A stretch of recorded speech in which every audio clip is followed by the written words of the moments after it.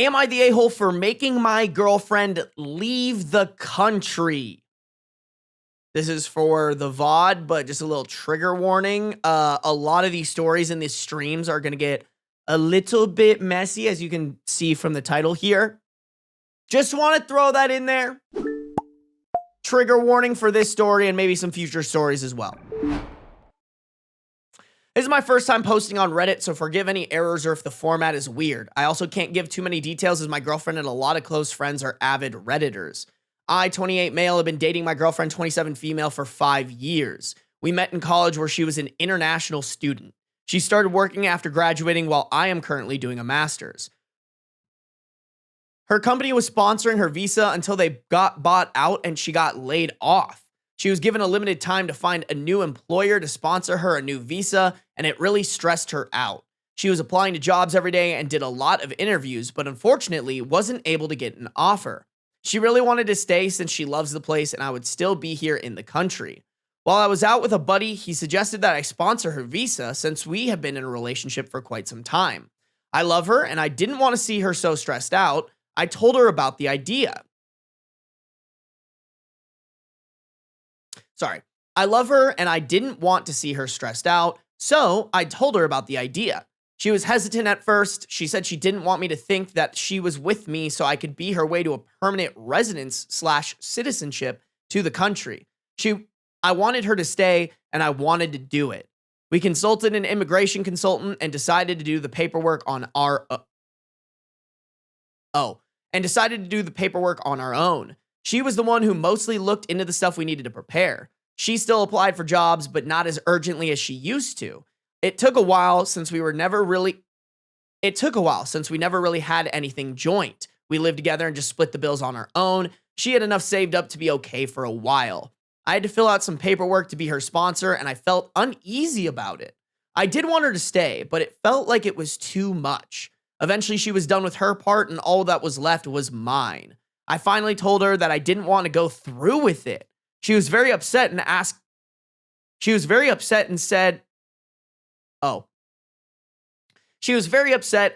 me why. I told her that I suggested the idea because I didn't want to see her stressed out all the time, and that I eventually realized that I shouldn't have to be responsible for her.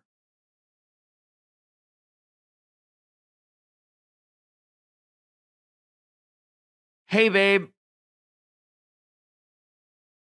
babe, I bait and switched you because I didn't want to see you so stressed out.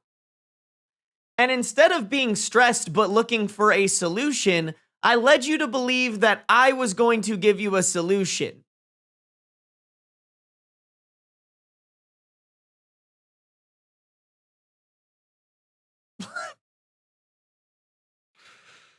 We had a long talk where I told her that I still want to be in a relationship with her, but I just don't want to be forced to be responsible for her.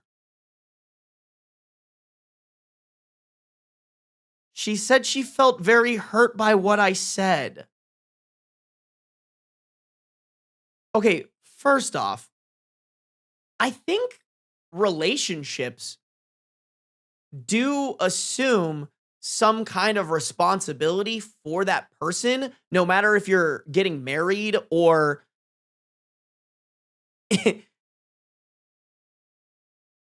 if you're just boyfriend, girlfriend. Like, you're responsible for that person. On top of that, I feel like if you don't want to be responsible for someone, you should break up with them. Like, I feel like that's the whole point of a relationship, is that now in your life, you're not only responsible for yourself, but you have some sort of responsibility to the human being that you're committing to. And then for the cherry on top of that,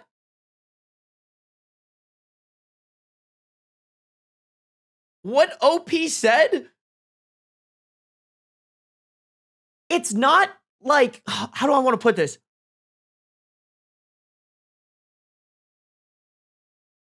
It's not the responsibility that's the problem. It's the fact that you came up with this idea that would solve the problem, that you gave this facade that you were okay with, and then you last minute switched it on her, which fucks her over because for, I don't even know how long this has taken them, But for like the last couple of weeks when she could have just been looking for a new job to solve the problem, she's thought, oh, it's okay. I don't need to do that as urgently because we found a solution.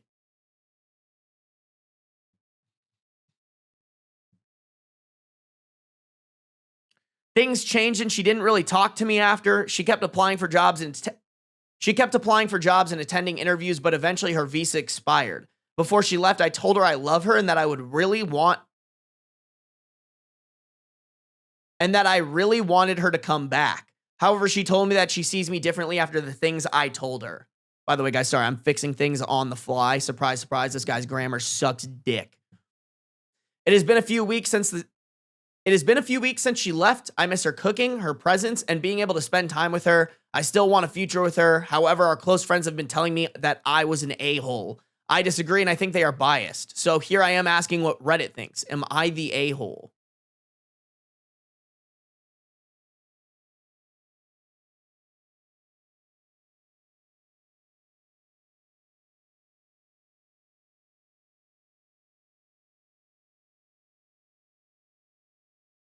Okay, so chat, really quick. The sponsor her visa thing.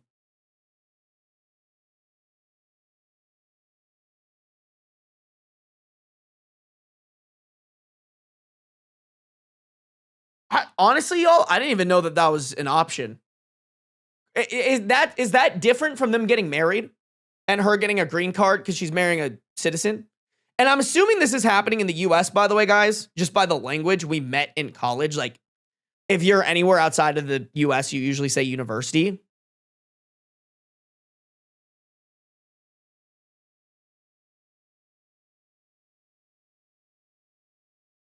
I'm confused. Like, what does it mean to sponsor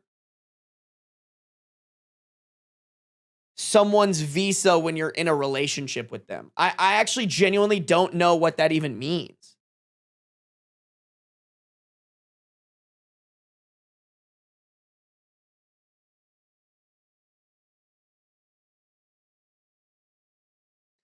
A visa sponsor means like, hey, I vouch they won't break any laws. Okay, interesting. So, you know what? I think we have to Google this, chat, because I'm trying to understand. Like, is this a big commitment for OP? Not that I'm trying to find a reason to justify what he did. He's still a fucking dickhead. I'm just trying to understand the full situation because for me, if he was getting married, like, I do understand a little bit being like, oh, that's a big step. Don't know if I want to do that. Like, I would recommend anybody who's having second thoughts about getting married to their person, like, you probably shouldn't do it if you're second guessing it and you're not ecstatic about it. That being said, what he did bait and switching her isn't okay. So I'm just trying to understand the full scope of everything going down here because, like, to me, sponsoring a visa sounds way less of a commitment than like marrying someone. So I'm just trying to understand, like, what did he pussy out on? That's essentially what I want to know.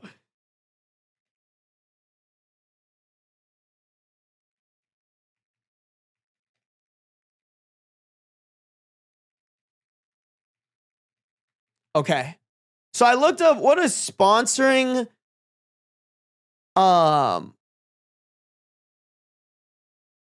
wait, is this it?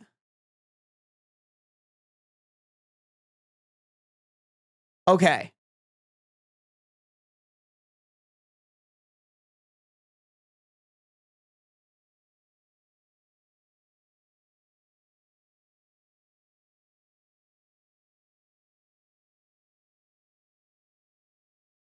Okay. So I looked up, sorry guys, I looked up what does sponsoring a visa in a relationship entail. There's this Reddit post here that says, read the instructions for USCIS form I-864 from their website. I could do that.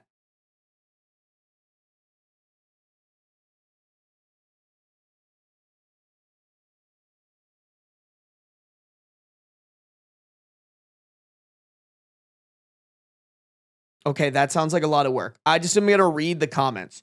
So this comment says, it means if you are the one signing form I-864 to undertake certain financial obligations. I'm not even really sure what that means. Here's another one from a comment. It depends on what you mean by sponsorship. It can mean 1, petitioning someone so that they can qualify for a green card. 2, being a sponsor as an I-864 sponsor. 3, someone who testifies the relationship between the beneficiary and petitioner or the immigrant's qualifications. 4, sponsoring financially when they arrive, etc.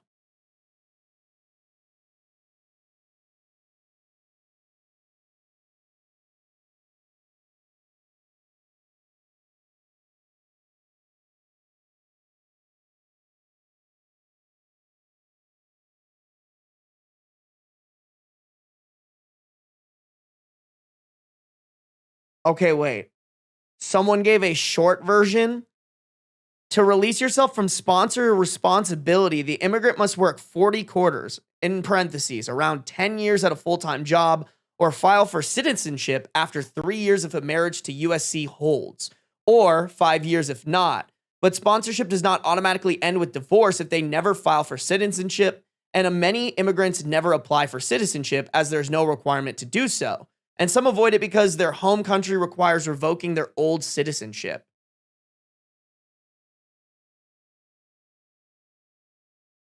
There's no requirement to work at all. For example, the immigrant can move in with someone who pays their way. You could therefore potentially be on the hook for life, although this is not usually the case. Okay, interesting.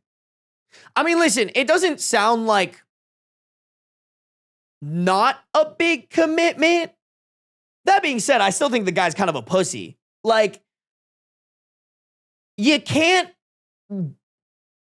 take someone all the way to the finish line and then tell them to go fuck themselves, especially if there's someone who you claim that you love and whose idea it was to even run that race was your own.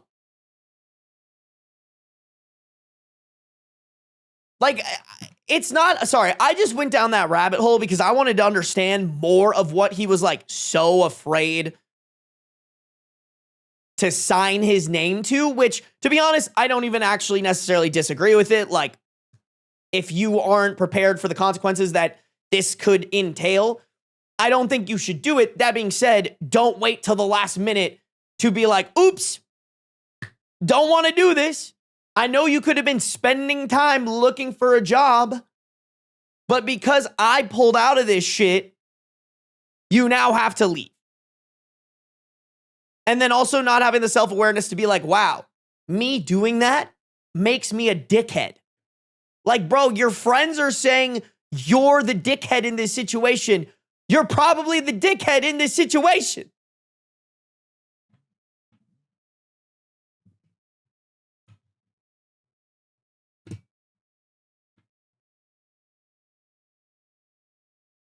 He's edging her so bad. No, for real.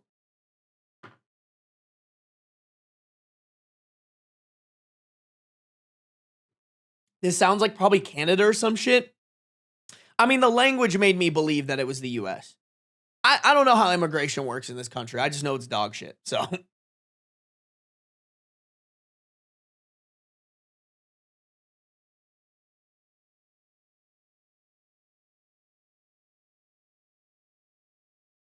Hey, what up, chicken sandwich?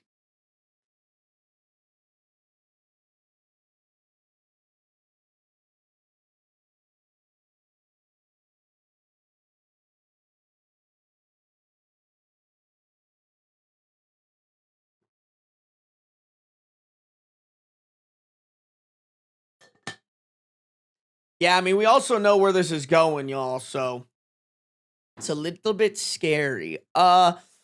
OP did put an edit on this post, y'all. Let's get through this really quick. Edit, I've read through a lot of comments and everyone seems to think I'm the a-hole here. To those asking what my responsibilities would be, I would have to be financially responsible for her for 3 years. If she gets any government assistance or social welfare, I would have to pay it back. I also can't sponsor anyone else until the 3 years have passed. Also, I listed what I missed about her in no particular order. I listed that I missed her cooking first, but it doesn't mean I don't miss her. To the people who said I'm probably an immigrant too, what does that have to do with anything? My parents moved to where we are now, so here I am.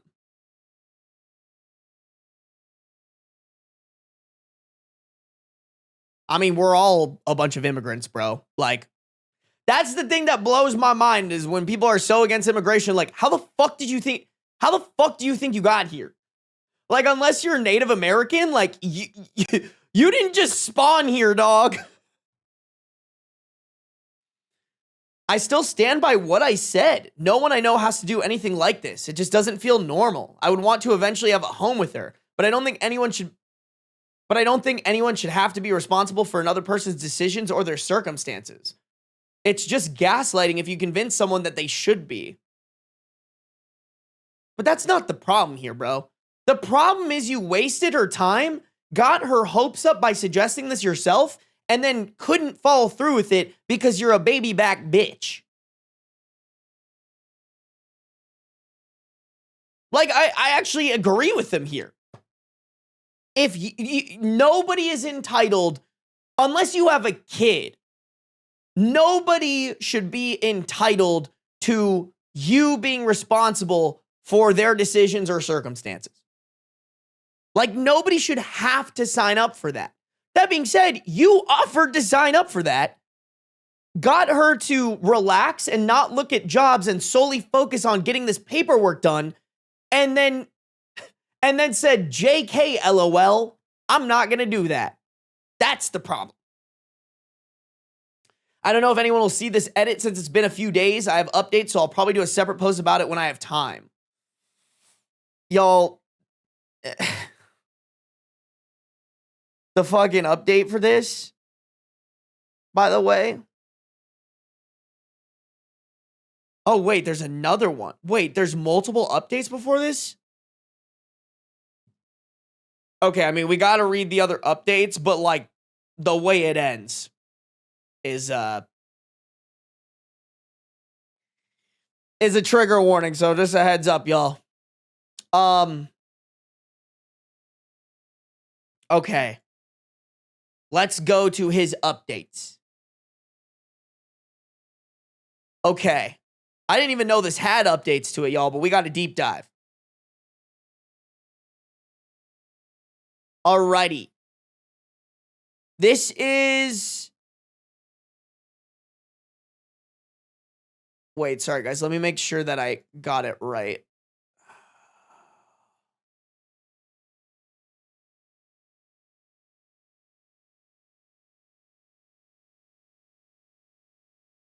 Okay. Okay. This is update number 1.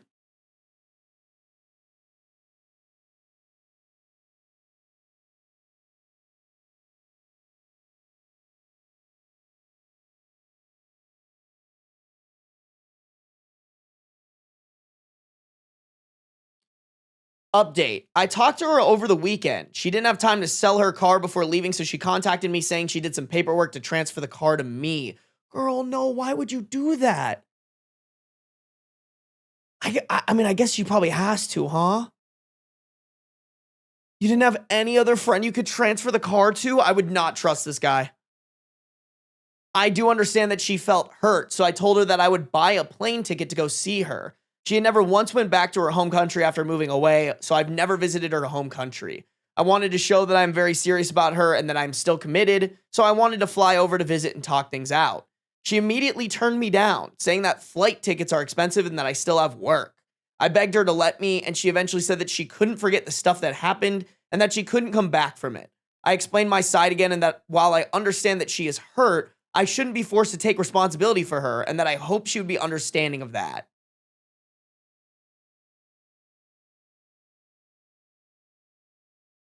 The conversation was long. She said she could never trust me again. She said I never saw a future with her from the start and that I abandoned her. She said it wasn't just about the sponsorship, but it played a big part in it.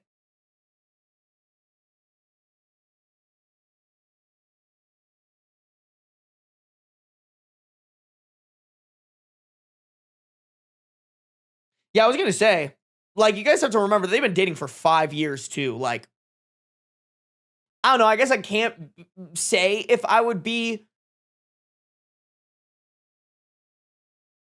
I don't know. I can't say this for sure, but I feel like if I was in a relationship with someone for 5 years, I would hope that I could be in a trusting enough position to be able to sign off on something like this for my partner. Me personally. He said 5 years, right? I'm not making that up. Yeah, I've been dating my girlfriend for 5 years. In case any of y'all forgot about that.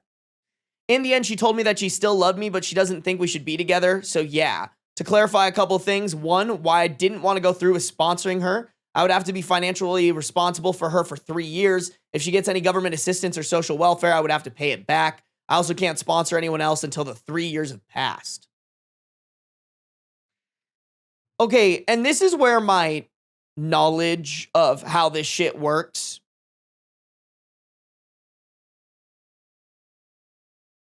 is at a disconnect. If he's sponsoring her, does that mean it's easier for her to get hired because companies don't have to pay for visas? Because, like, bro, your girlfriend doesn't seem like a bum. She seems like she wants to work. She just needs a longer chance to get a job. I think, if anything, the only reason in my head that he actually had an issue with this was he was thinking about breaking up with her. Even though that's not what he's telling us, like, that would be the only reason why in my head, why he would actually be worried about this.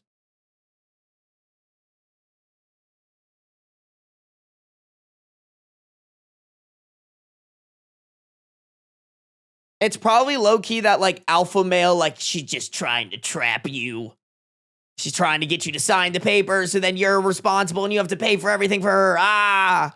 Even though you're probably a bum ass with a low-key mid-job. Ah! 2, even though I listed that I missed her cooking first, it didn't mean that it was... Okay, wait. He just is repeating, I think, some of the things that he put in the edit.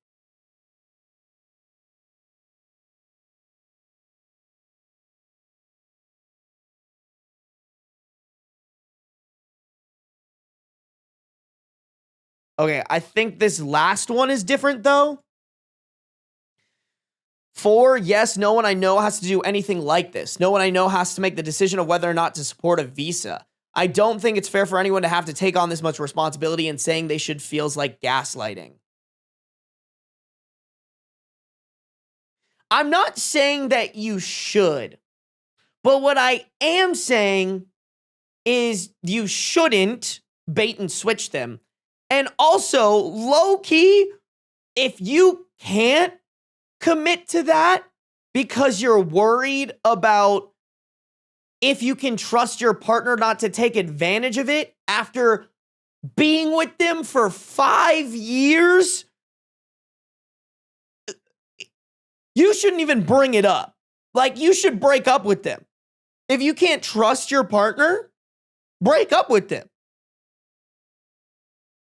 If you truly trust and love your partner, I actually do think you should. Your partner of 5 years? Absolutely. The only thing in my head that wouldn't make that okay is if you had been together for like 6 months. If they had been together for 6 months, I'm on his side. Low key, I'm like, you don't know them. 5 years? Come on, dude. Come on, man. Relationships shouldn't be this hard, and having to do something like that doesn't feel normal. For those who have called me an a-hole, how many of you actually have to make a decision like I did? How many of you will actually go through with the sponsoring a partner's visa? I mean, fair, but like, we can empathetically put ourselves in your shoes and know that we would operate completely different. Like, you could have just not brought this up with her. Like, that's what we're saying. Is like, when your friend brought it up and you felt uncomfortable about it, you could have been like, not the move. Sorry. I don't want to take on that responsibility. But instead you said, hey, this is what we're going to do. And then she stopped doing what she was doing to try to get a job. And then at the end, when there was like no time left, you were like, oh, sorry, JK, LOL. Good luck. Best of luck to you. Oh, I feel so bad for anybody who's friends with this moron, bro.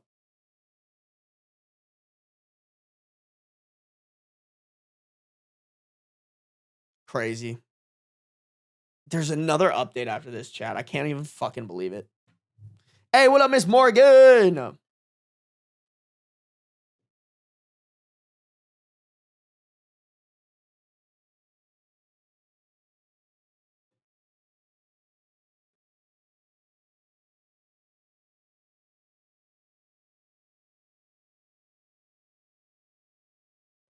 Yes, savior complex without helping. That's rough, man. Savior complex, but you don't want to help is brutal. Wild, y'all. Yeah, if you didn't want to sponsor her, why didn't you just double down in helping her find a job? Yeah, exactly, Jester. Like, that's the answer. That's the answer. It's like, okay, I don't feel comfortable sponsoring my girlfriend of 5 years. We can debate whether or not that you should be comfortable with that at another time. But it's like, okay, if you're not comfortable, bro, like, be like, all right, babe, every Tuesday, we're sitting down for 2 to 3 hours just ripping job applications together as a team. Even though I can't do this thing because I'm scared of doing that, I will do everything it takes to get you a job through this route.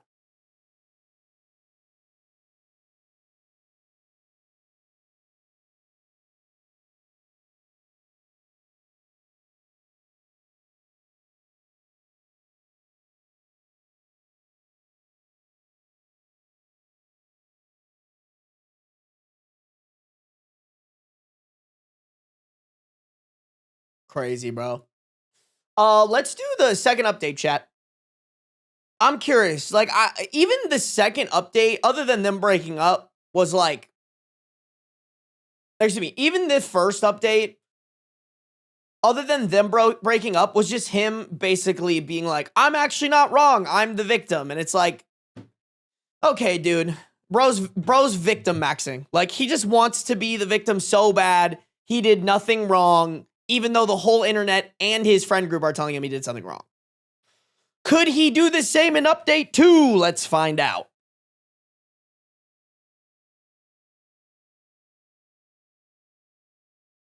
Wait. Oh my God, Chad, this is the same update. He just posted it. Oh, he posted this first one to his page. He posted this one to Am I the A-hole? Got it. All right, cool. We don't even need to fuck with that. All right, guys. Trigger warning.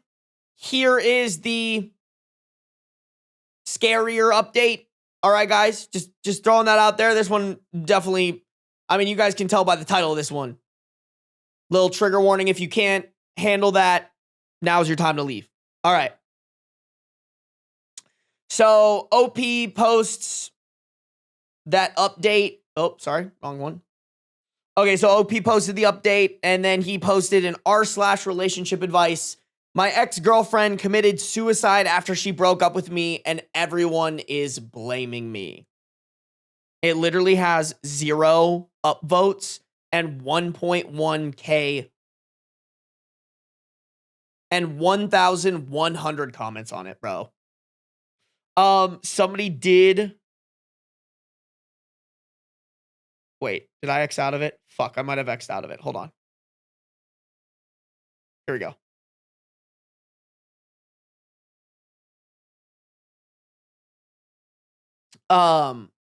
The post did get deleted from r/relationship advice, but somebody saved the post.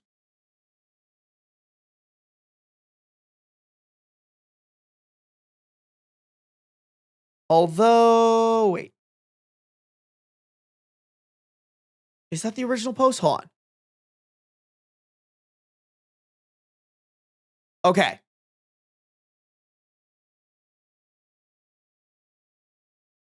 Okay, so this is apparently the contents of that post. It starts with, I'm very sorry, but yes, she died alone. It's fucking heartbreaking. I've been alone. I've been alone like this girl with no one ever.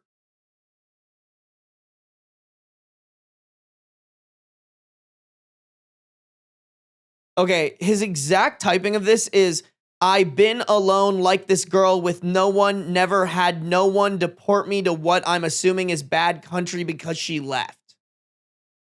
That is bar for bar what he wrote.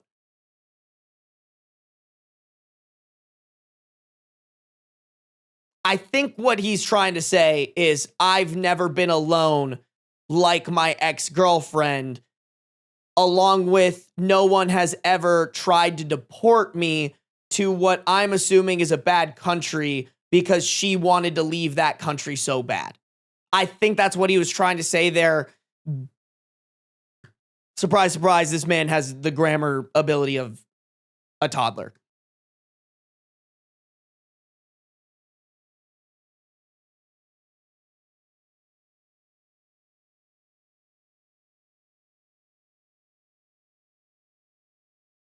Or wait, is that the commoner? I don't know, bro. I'm so fucking confused. They could have made this a little bit easier to read. Okay. I've 28 male posted before about my ex-girlfriend 27 female and why we broke up, so I won't get into that here. We dated for almost 5 years before we broke up. A couple weeks ago, I received a sum of money from my ex-girlfriend. This happened while I was sleeping, as we were in different time zones, so I only saw it when I woke up. A message was included with the deposit that said, "Hope this helps pay off some student loans." It wasn't a huge sum, but still significant, so I tried to contact her, but I couldn't reach her. Fast forward to last week, a mutual friend of ours wanted to check up on how she was doing, but they couldn't reach her either. They Google searched her name and the country she was in, and through Google Translate, they found out that she committed suicide. No one knows exactly when she died, but most probably soon after she sent me the money. And no one could find anything about a funeral either. She wasn't close to her family and didn't have that many family members in her country. Other friends found out about it too, and since then, everyone has been blaming me for her death. Obviously, I'm devastated by it too. However, I think it's unfair for people to say that I'm the reason she killed herself or that I could have helped her. What?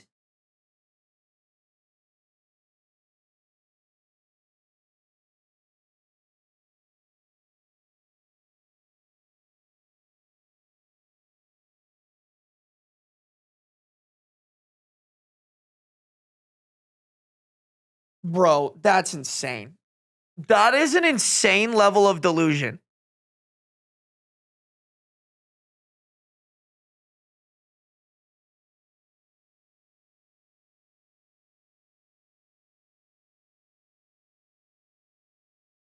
I think it's unfair for people to say that I'm the reason she killed herself or that I could have helped her. Bro, like, what are you talking about?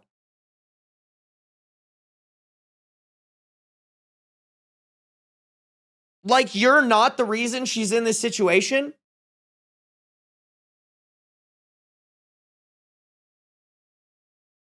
She's had depression before when we were dating, and I've always managed to get her to get over it, but problems still did come up from time to time. She was also the one who broke up with me after I tried to make things work.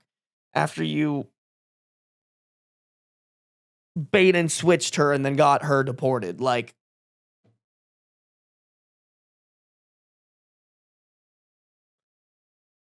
oh, Jesus. Yeah, you guys are saying it too. The wording "get over it" is insane.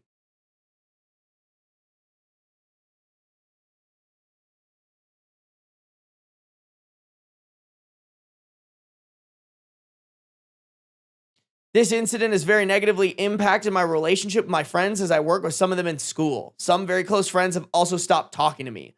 What do I do? How do I convince them that it wasn't my fault? And how do I get my friends to treat me normally again? Bro, why is that your priority?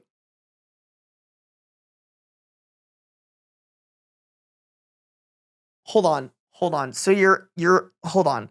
Your ex-girlfriend, who you claim that you still loved, committed suicide, and your biggest issue is that your friends blame you for it because it is your fault and you want to figure out how to get them to treat you normally again. Like, and convince them that it wasn't your fault. Like, oh my God.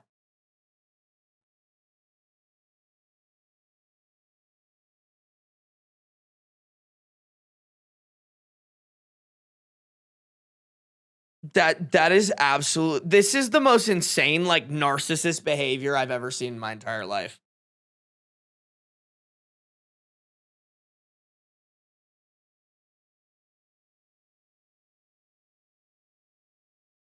Like, God damn.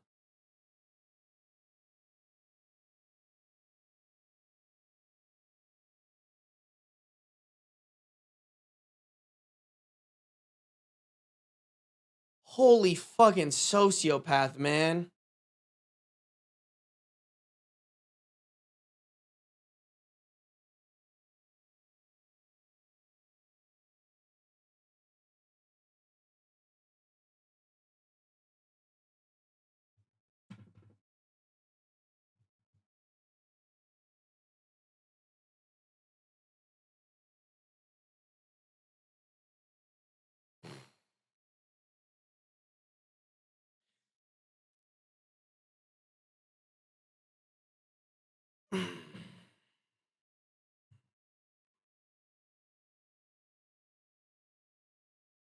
It, it's just so sad because you just know that someone that dumb is going to be that dumb for their whole life. Like, that man is going to go to his grave still thinking, oh, I did nothing wrong. Like, he probably uses Chat GPT as a therapist.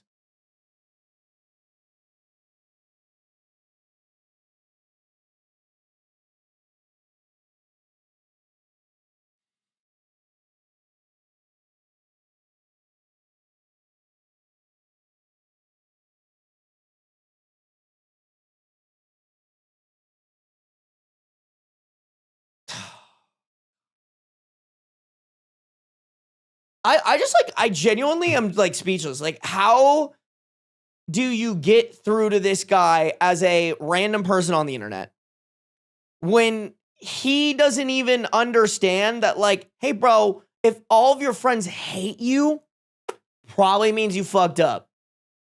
Like, if a bunch of my friends were like, hey, Sarby, we can't hang out with you anymore because you did something extremely fucked up. In my head, I would be like, damn, if my friends are saying that, I fucked up. But he's like, no, clearly I'm not wrong. How do I convince them that I did nothing wrong? Like, oh, Lord.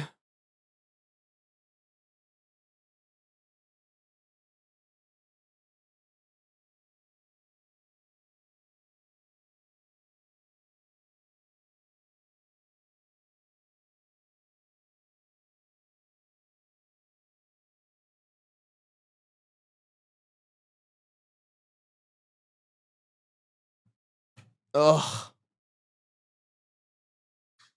Yeah, I was going to say, I was like, why did she send OP the money, bro? He was not deserving of that shit. Like, I just wish she would have reached out to one of the other friends that actually cared about her. I feel like anybody else would have seen that and noticed that it was a cry for help. You know what I'm saying?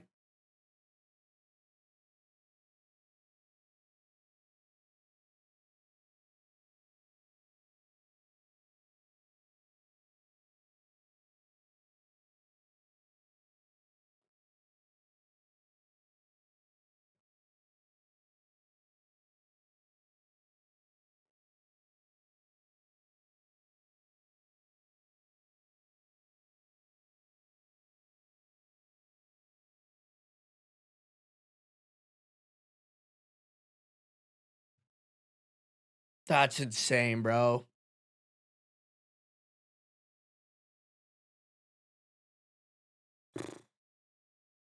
I don't know why, guys. That just felt very manosphere coded to me. Like, all the shit that he was talking about felt like that, like, red pilled, misogynistic, parasitic that misogynistic parasite, you know? And it's just like, that's what happens. That's what happens when insecure men preach that shit to other insecure men. It just results in them being fucking terrorists.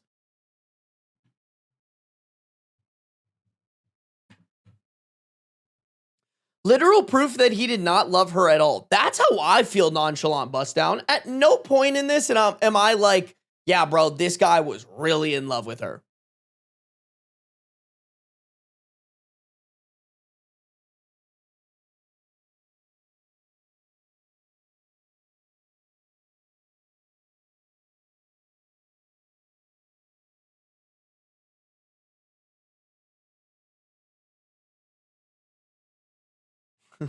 What's up, Cole?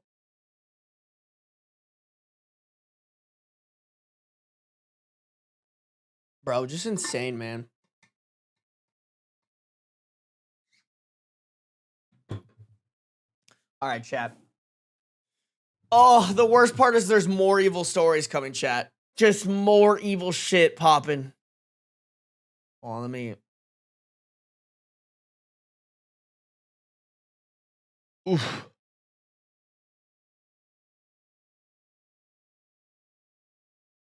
Okay, let's read this one. Hey, what up, Cece? We need the real Punisher. I'm not gonna lie, I've thought about that. I'm like, IRL Punisher right now would kind of go crazy.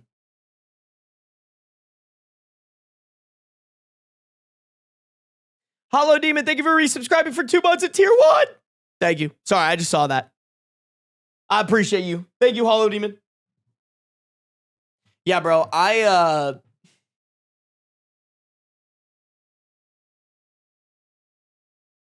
listen, I'm not trying to tell anybody what to think. You know what? I probably shouldn't say anything like that. I probably shouldn't. I'm gonna get myself put on a list. I don't want to get put on a list. I'll fly under the radar incognito. Just saying, an IRL Punisher would be kind of great. We know exactly who he would target. You guys, if you guys are on the YouTube, make sure to like up the stream. We got 92 people watching, 60 likes. I know we could get that up to 70 easy peasy. If you guys are on the Twitch, make sure to follow no matter where you're at. Turn on the post noties so you can be notified whenever I go live, baby. Okay. Hopefully this one's a little more mild.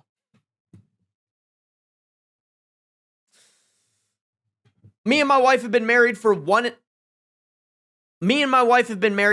year and 6 months. Our marriage is falling apart. How can I fix this? We have a 30 male OP and a 23 female wife. Oh my God. Bro went looking on the college campuses.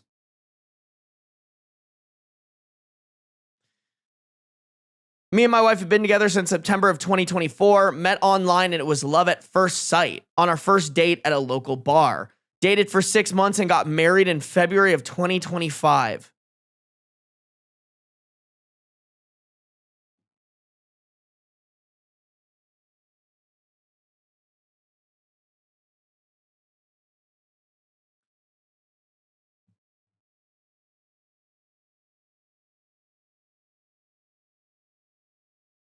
That will never not come off as fucking weird to me.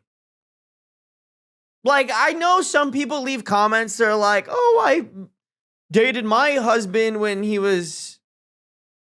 Sorry, I'm getting a phone call. Like, I know I get comments on my YouTube videos sometimes of people being like, I dated my partner and when they were super young and it turned out well for us. Like, I'm not saying it can't, I guess. But bro, when you're 8 years older than someone and they're 21 at the time, maybe 22, probably more like 21, and you speed run getting married to them after 6 months, like to me that comes off manipulative. Like, you are taking advantage of somebody who is barely learning how to think for themselves and being like, yeah, let's just get married. Let's put you in a position that makes you monumentally more vulnerable and susceptible to manipulation.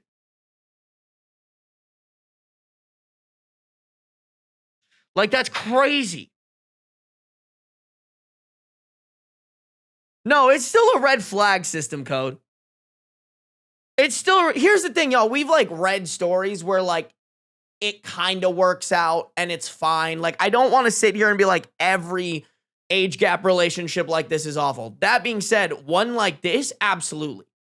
Absolutely. If you're going to be in that big of an age gap relationship, at least let them get to like 25, 26, 27 to become a real adult. And even then, I don't think you should still be doing that. You know? Like, I just don't really think that's the move.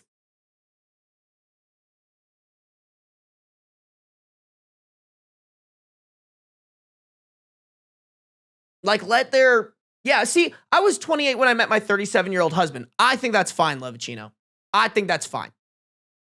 That to me is fine. It's when it's when the person is such a young adult that like this girl could barely drink at this point. She should not be getting married, let alone, in my opinion, dating like a 28, 29-year-old.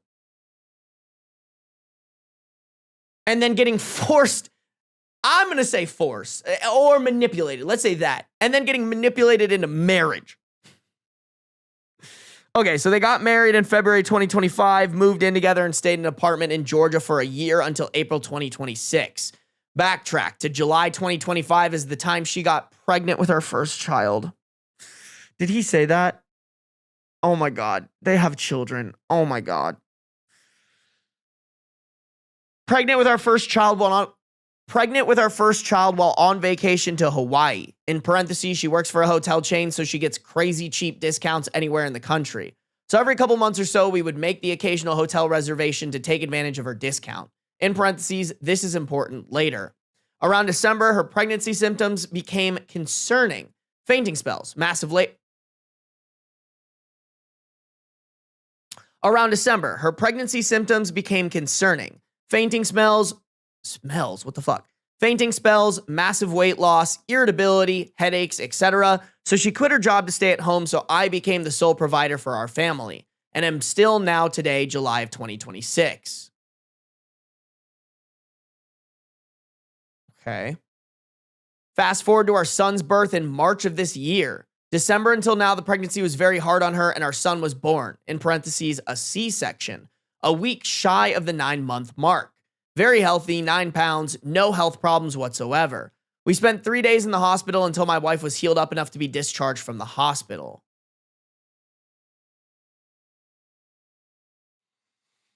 I was having a difficult time adjusting to the life of a father for the first couple of weeks after birth, and my wife wasn't having any of it. If she saw me in distress or unhappy, she would go out of her way even though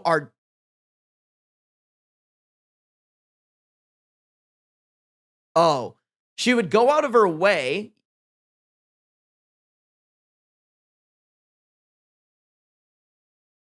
Okay, wait. Sorry, I'm going to reread this sentence because I don't like how it's written. Even though her doctor ordered her to take it easy, if she saw me in distress or unhappy, she would go out of her way to do household chores or baby duties and make me feel awful every step of the way, guilt tripping me because I didn't do everything with a smile and no complaints. Our parenting styles constantly conflicted, and we butted heads repeatedly about decisions regarding our son's life. And her helicopter parenting style and her inability to trust me in caring for our child. In parentheses, every new parent makes small mistakes, and I got burned by her every time I did something that can be conceived as harmful to our child.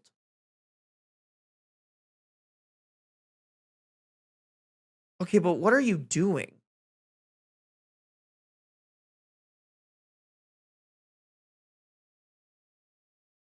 She would coach me every step of the way of his care like she was a baby expert, even though I had experience with my siblings growing up when I was younger. I'm not gonna lie, I don't like the fact that he's not telling us these examples. Because don't get me wrong, I think there are some people who are way over, who are helicopter parenting to a point where it's detrimental. But like, what were you doing, bro? Why didn't you tell us some examples so that we could have an idea of how bad her helicopter parenting was?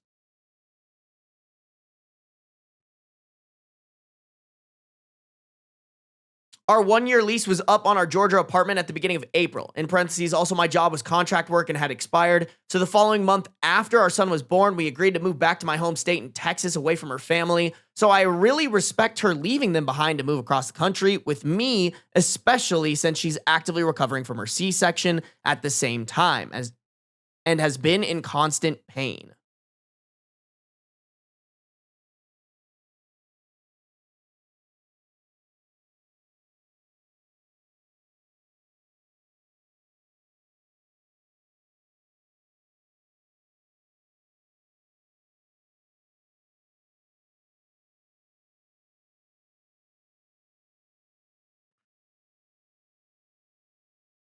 I'm just trying to wrap my head around this, bro.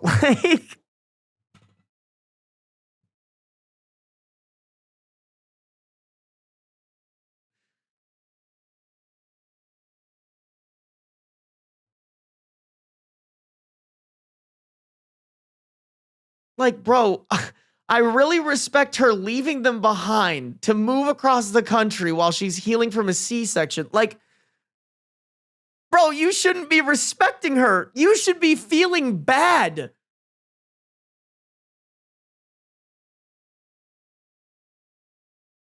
Like, I just can't even fathom this. My mother helped us find an apartment that's within our budget. In parentheses, it's a low income apartment, so some problems were to be expected.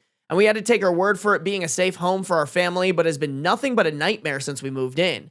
Every day, my wife would blame me, yelling at me for setting such a low budget for a 2-bed apartment in North Texas.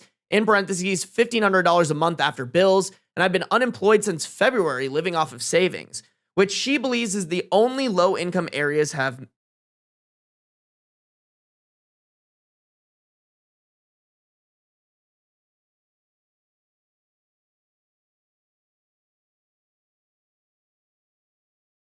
Oh, okay.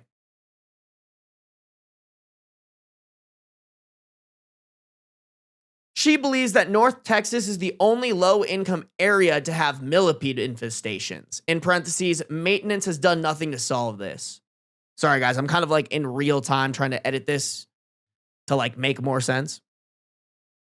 I've struggled finding work ever since we moved here in April, so I went to a job fair and had no luck finding any work yet again, but got approached by a recruiter for a school that can qualify with government's for a school that I can qualify with government. Oh, I see what he's saying. But got approached by a recruiter for a school that I can qualify for with government assistance for some much needed certifications to advance my technical knowledge. Okay, not the time to go back to school, bro. You got to pay your bills and feed your fucking kid. So I went home with this flyer and talked to my wife about it, and we came to an agreement that this class in California would give me the skills to land a very successful career shortly after graduation. Okay. Bro.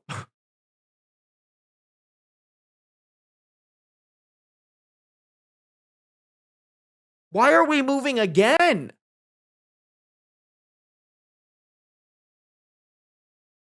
Oh, they're not going to move. It's only for 6 weeks. Okay, wait. She said she could hold down the fort with our son for 6 weeks so I could go to school. In parentheses, found out halfway through my schooling, she got diagnosed with postpartum depression / rage.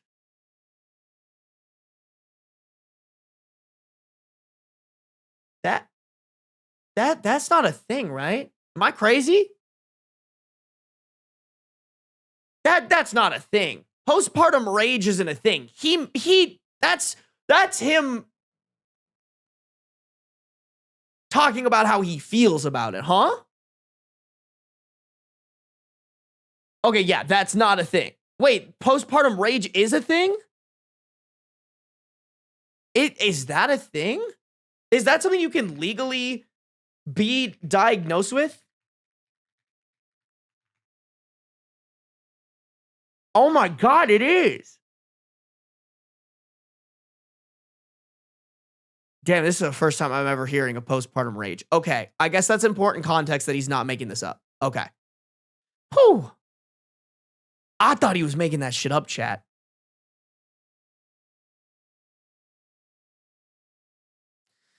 I was gone the whole month of June, and this millipede infestation got worse and worse with her phobia of them. She has a phobia? I was gone the whole month of June, and this millipede infestation got worse and worse. Her phobia of them made her lose her mind. So the blame game of subjecting her to living like this awful...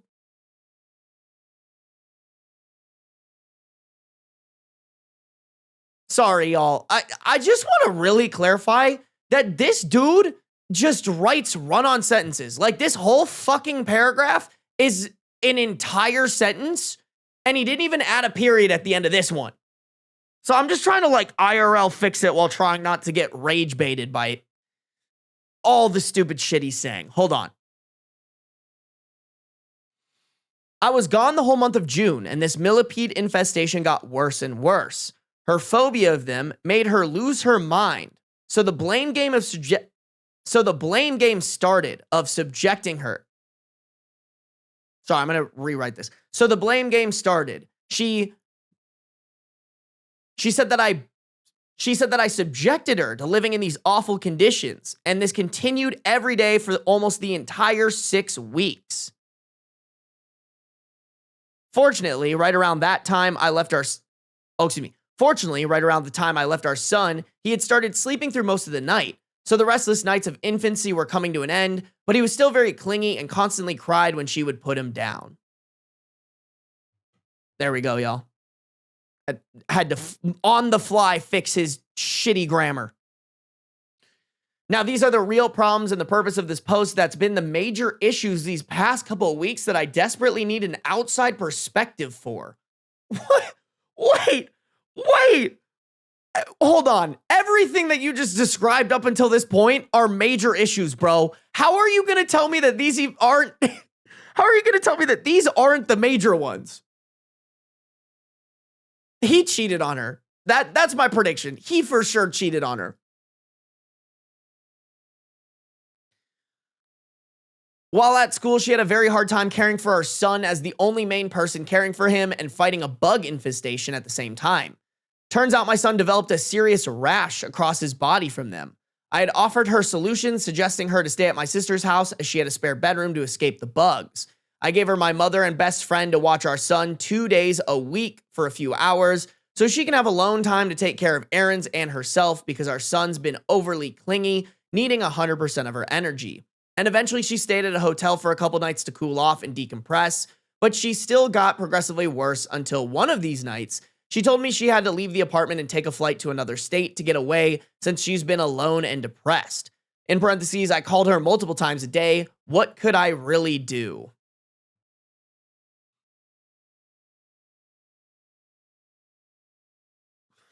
I've only put my wife in an absolutely shitty situation and then abandoned her.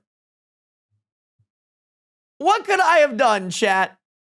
What could I have possibly done?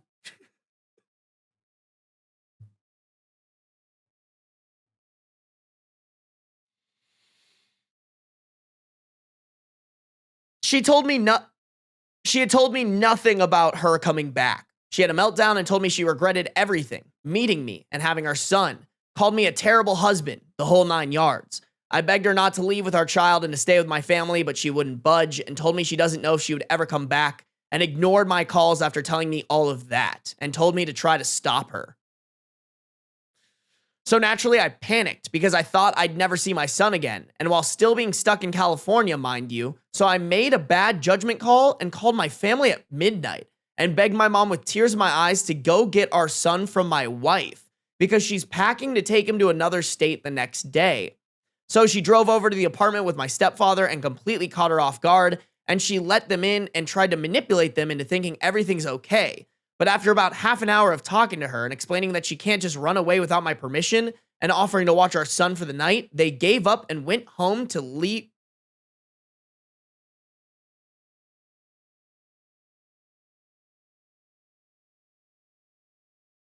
They gave up, went home, and left her be.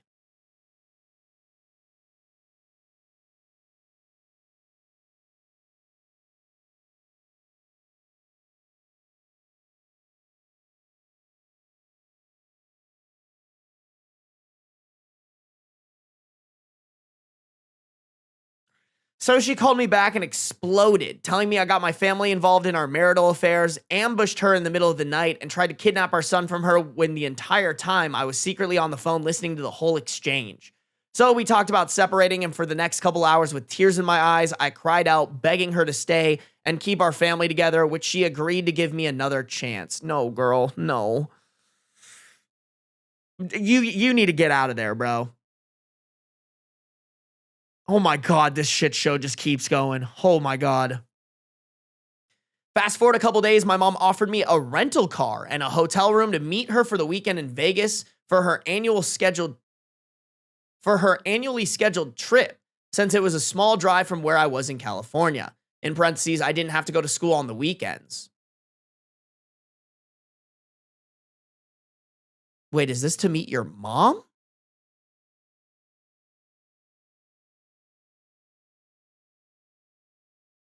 Oh, it is. Oh, it is. Okay. I agreed and later that day called my wife and told her where I was going. And she told me if I go to Vegas with the people who tried to kidnap her baby, this is a turning point in our marriage. I thought she was being selfish just to punish my mom for not getting to just to punish my mom from not getting to see me, but later found out after the trip she was having thoughts of self-harm.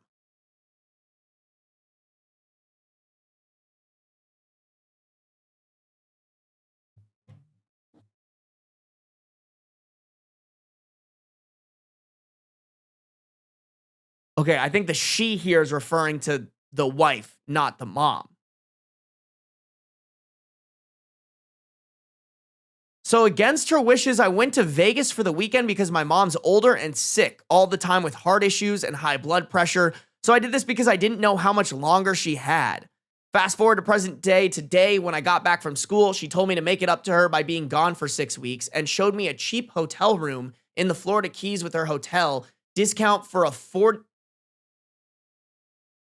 discounted for, sorry guys, the fucking grammar on this is just so bad. And showed me a cheap hotel room in the Florida Keys with her hotel discount for only $40 a night. 4 nights, but the only catch is the $2,300 airfare tickets to fly out there. And I told her no. We have enough savings to make it 3 more months. And I just got back from school, so I was still job prospecting and had a few interviews lined up, but no job offers. Okay, I can't necessarily disagree with that move. I don't think this is the time for a vacation.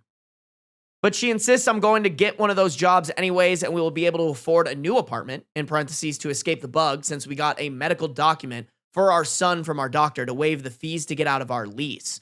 So she loses her mind and tells me we're getting a divorce now if we don't figure something out in therapy this Saturday. This was a big rant, and I really appreciate. Yeah, this was a fucking big rant. Holy shit. This was a big rant, and I really appreciate you taking the time to read this, but I'm stuck. I don't know what to do, and I want to save my marriage and make things right. So Saturday is a big day for my marriage, and I want to know how I can make things right for her. How do I fix this?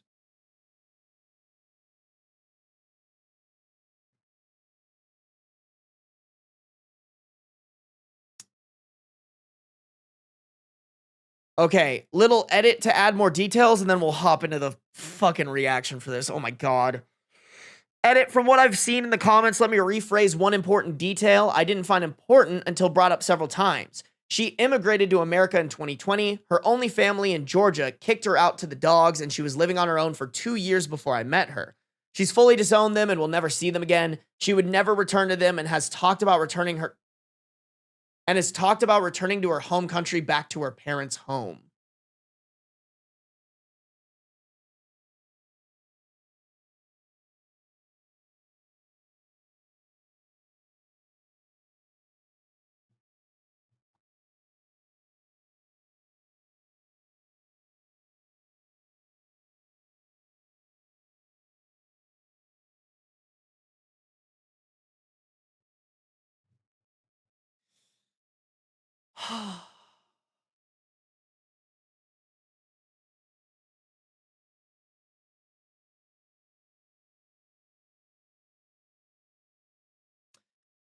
Y'all, all I can really say out of this is like, this poor fucking kid, bro. Like,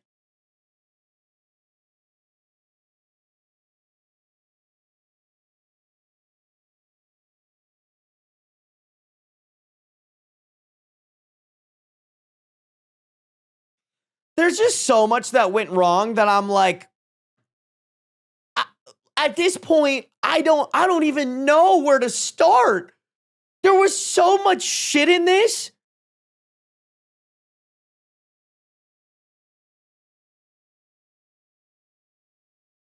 Oh,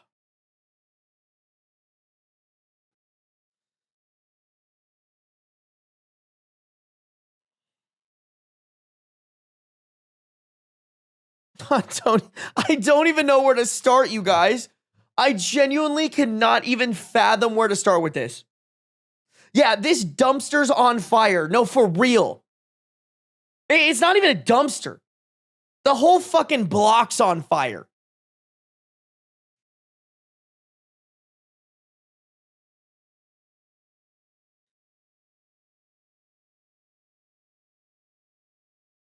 I don't know, y'all. I'm just all over the place on this. Like, we have just so many issues. The white, they need a better place to live. They need a better place to live. They need more helpful support. The wife needs support for her PPD and PPR, which I just learned about. I mean, like, I understand why OP went to this school, but like, are you guys on the same page of? Are you guys on the same page as me of like, that was not the fucking time? Like, hey man, your wife is in an apartment that is infested with millipedes. You guys are dwindling your savings. You have a newborn child. Bro, put off the schooling, the 6-week schooling when you have figured out some of the crazy shit at home. Go find a job. Go find a job, get your wife treatment, figure out the millipede situation, either relentlessly hound your landlord or try to figure that shit out yourself. Like, this is not the time to be like, sorry, babe, we're going to California. I just, like, every turn that they took, they made the wrong decision. Wife included, by the way. I want to give credit to, like, don't get me wrong, this wife was for sure baby trapped. But I mean, when they're in this situation, requesting a vacation is just not the right move. I was kind of flabbergasted at that. I was like, oh my God. Maybe that's a long ploy for her to get out of this situation, which, to be honest, I actually agree with. I think, if anything, it sucks that she doesn't have any family she can fall back to, because that's what she needs right now. She needs family or a friend to go stay with to get away from OP. Who, like, in my opinion, I would put all of the blame on him for leading them down this path to where they're at right now.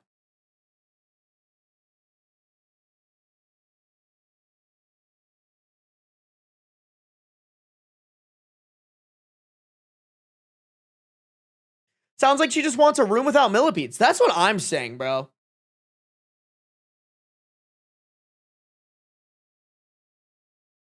Like, OP had 4 separate dumpster fires happening right in front of him.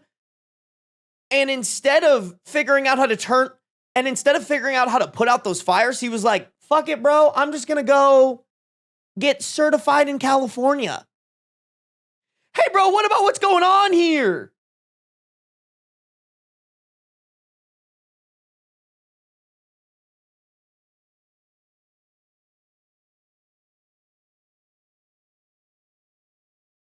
Yeah, I don't know who's asking it in chat, but the wife did not go to California, bro.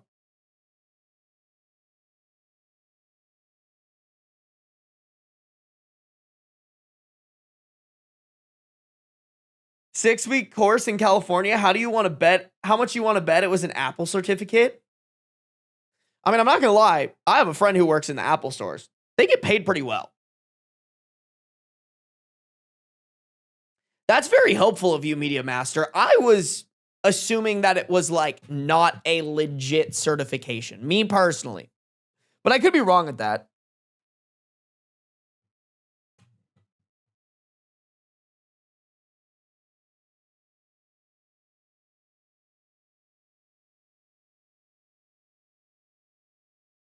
Feather plushie, I have no clue. That last part, while it was important to know, like, oh, she doesn't have any family, I'm a little confused if that was her parents that kicked her out or if that was like other family members.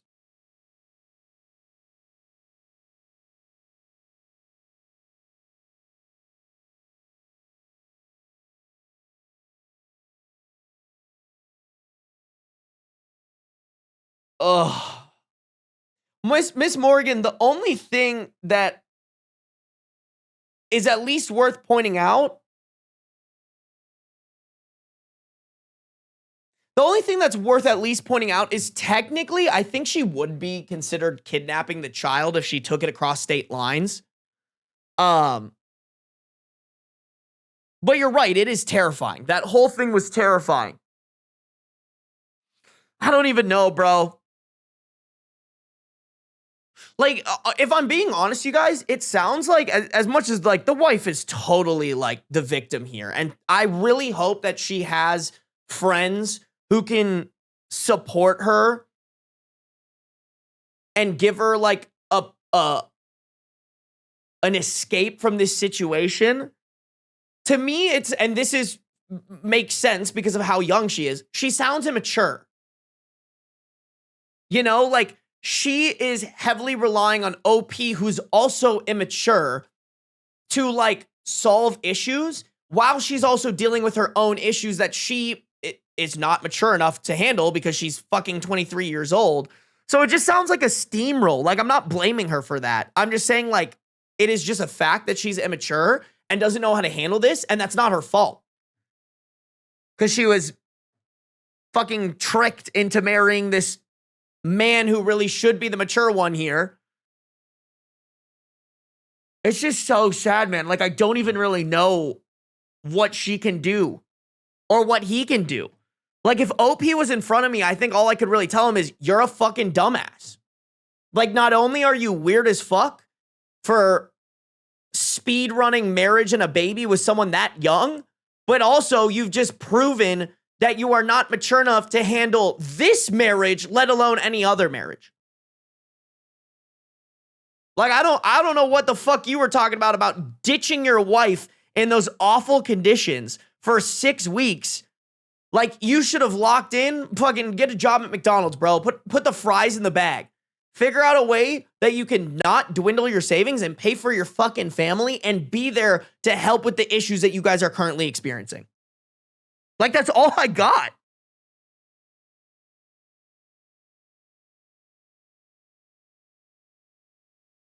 I officially dated myself. Apple hasn't flown people out to Cupertino for training since 2017. I was going to say, I feel like the in-person training is a little bit outdated.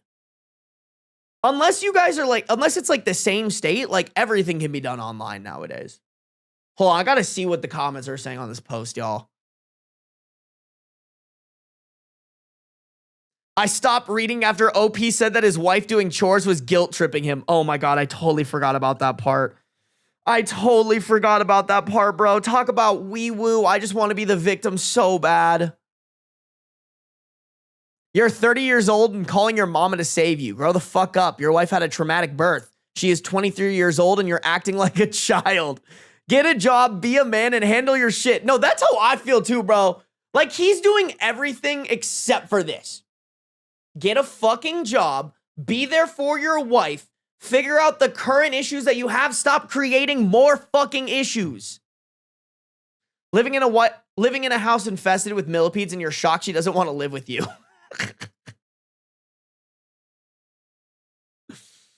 He tried to get mommy to kidnap his son. What the fuck is wrong with him? How does one helicopter parent a newborn? That's actually such a good point, actually. I agree with that.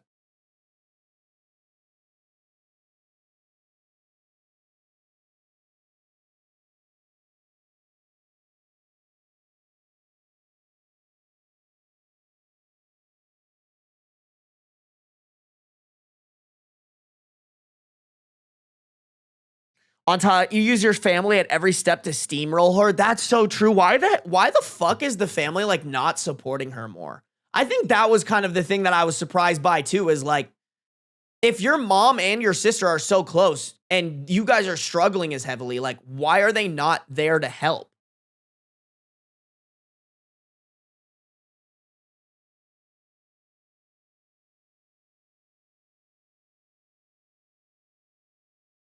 Like, don't get me wrong, y'all. I think, and this is, I'm not defending OP. I'm more defending this statement in general. I think there are some people who get so overprotective of their child that they do like score or shun everybody for doing like anything wrong with their kid. I do want to like throw that out there of like, that is a possibility. I wouldn't consider that helicopter parenting, but I would consider that like, okay, if you're like, to me, it's like when you ask somebody to like load the dishes for them and they load the dishes, they just don't load it how you would have done it. And then you yell at them for that. Like, to me, that's, people can do that with their kids, right? They can be like, oh, you didn't do this thing exactly how I would have done it. Like, you're stupid, you're dumb. Like, I've seen that before. That is something that I would like to throw out there as a possibility. That being said, I venture to guess that's not what's happening here. You know?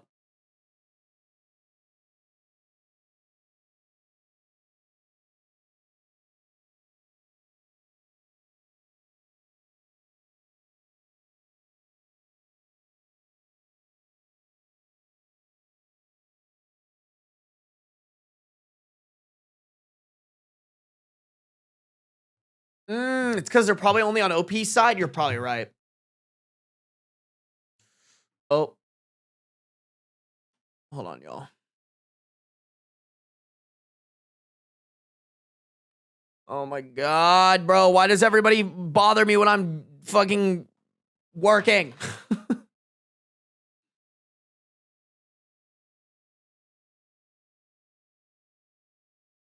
Hey, what up, Cloud Dreamer?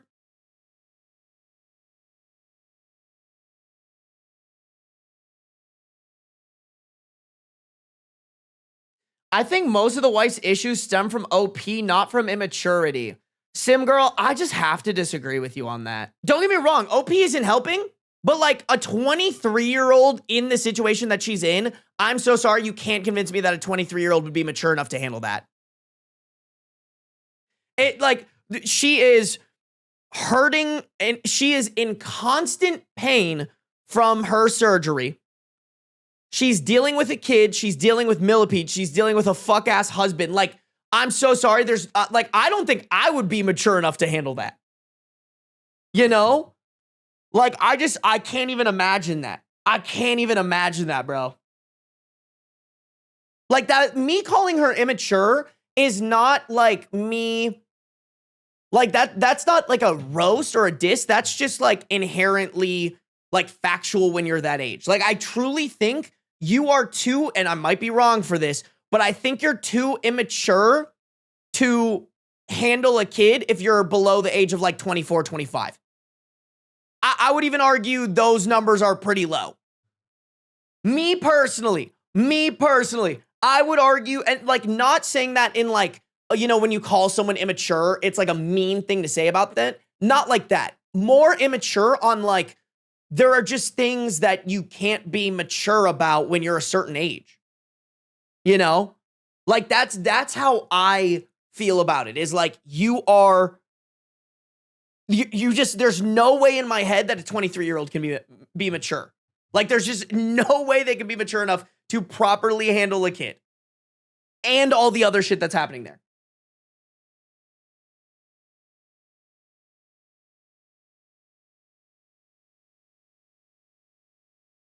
Yeah, maybe naive is a better word, Kit Mittens. Oh yeah, no, 100% called me so-so. I agree with that. Her being immature was by design. That's why he married her. He wanted someone immature who would think he knew best. Exactly. Hit the nail on the head on that. The only thing she did wrong was wanting to go on vacation. I think you could maybe argue, like, I don't think it's a great move taking your kid across state lines because legally that is kidnapping. You know, not saying that she was wrong wanting to do that, but like, to be honest, if that had happened, OP would have like legal ammunition against her. Only thing I'll throw out there. I think that was pretty like not a great move, but other than like, I agree with you, you know?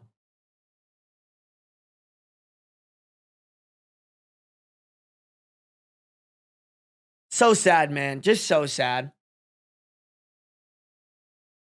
I really hope, hold on. Actually, let me check this person's profile.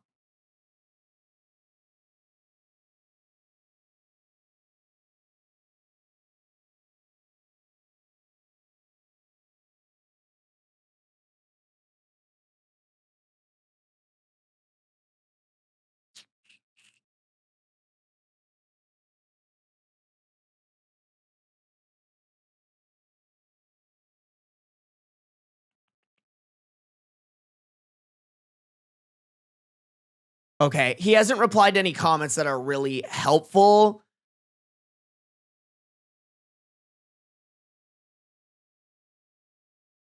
I don't know, man. I mean, there's this one where I think someone was shitting on OP and he said, "You're completely justified about everything but the millipedes. They weren't even really an issue until after I left and she agrees. I should have never went to school even with her agreeing with me that she could handle it."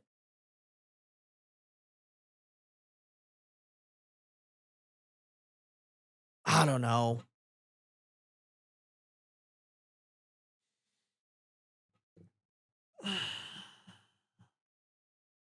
She probably didn't know that that was illegal as she is an American. That's true too, Naomi. If you're right, you're right.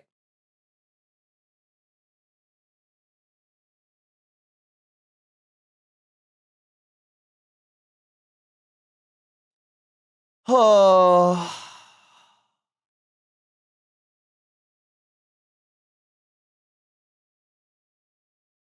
The poor baby needs a safe, non-infested home. That's the core issue here. I agree with that, so.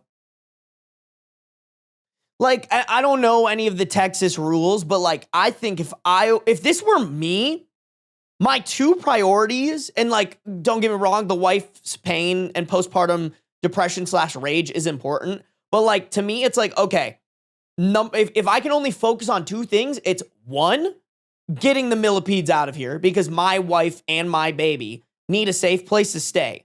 Number two, finding a job ASAP. It could be any job. I don't care. I'm applying to like 100 a day until I have a job so that there's a source of income. And like, unfortunately, money fixes problems. If you have money, you can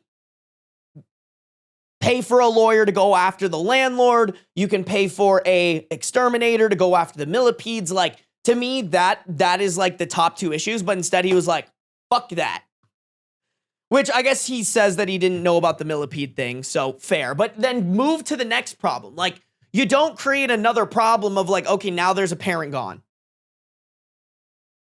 Wait, what was illegal? I missed it. Taking a kid across state lines, I think technically counts as kidnapping. I don't know. I don't completely understand those laws, and maybe too, like, maybe it's only not allowed in certain states, but I know before we've had stories come up where people take their kid across state lines, and that is technically counted as kidnapping.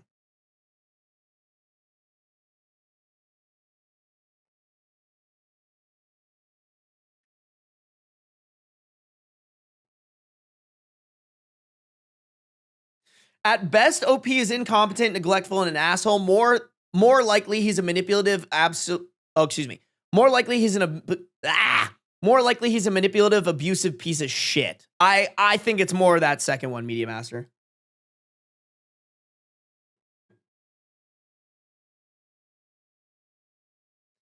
It's not illegal for a parent to move their child across state lines unless there's a custody agreement. Is that true, though? I could have sworn there was something about, like, if the other parent doesn't consent. But maybe I'm wrong about that. I don't know, Chris. Yeah, taking the baby out of state with without the other parent's permission. Like, I think that parent can technically write that as kidnapping.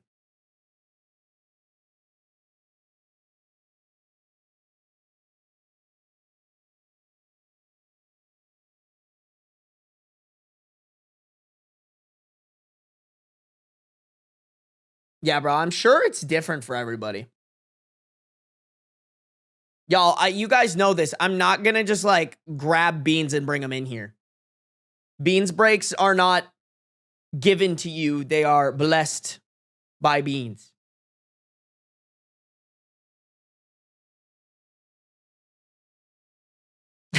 Oh God, yeah, I forgot you guys have different laws per state. No, dude, it definitely sucks.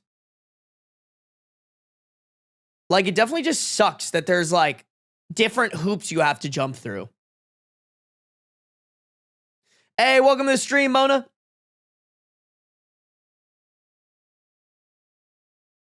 In Texas, you can take a child out of state if there's no custody agreement. All right, cool. You know what, girl? Get the hell out. I'm just like, does she have any friends in Georgia? Like, that's the hard part, is you probably know that she doesn't have any friends. Man, this whole thing's fucking sketchy, chat. Chat, let's keep it going. I do want to go pee really quick, though. I'm going to run some ads just to get ahead of them. And then we will get back to it. Hold on, let me try to find one. Ugh.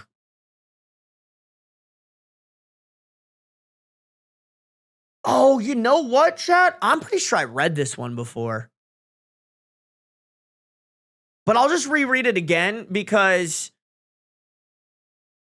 I could have sworn I read this one, but I don't know which video it was. And I think it might have been before I was really good at like keeping track of. Oh, fuck. No, my lid went so far. I think it was before I started keeping track of all the stories that I read. So I'll just reread this one, honestly. I'll reread it. I don't even remember how it ends. So, alrighty, y'all. What up? Sorry, I just wanted to take out my contacts. They were hurting my eyes. Whew. Y'all talking about some weird shit in here or what? Stay hydrated, y'all. We know you didn't wash your hands. Boredom, I ain't like you. I ain't gross like you. I always wash my hands. Alrighty, chat. Let's keep it going. Sarah Berry, thank you for resubscribing with Prime. That's so kind of you. Guys, make sure to check for your Prime subs. All right? If you have an Amazon Prime account, that means you have an Amazon Prime subscription. Make sure to use yours, all right, guys? Otherwise, Daddy Bezos pockets the extra profit. If you guys are on the YouTube, make sure to like up the stream. If you're on the Twitch, make sure to follow no matter where you're at. Turn on those post notifications so you can be notified whenever I go live, baby. Alrighty, here we go. Am I the a-hole for using money we earmarked for our 6-month-old college fund to buy back the exact 1972 Ford Bronco I owned as a teenager? Ooh, rough title. So how do I begin with this? I realize that on paper, I am totally the a-hole, but when you dig deeper into my motivations, I'm hoping it's more of a gray area than anything else, and maybe even I did the right... than anything else.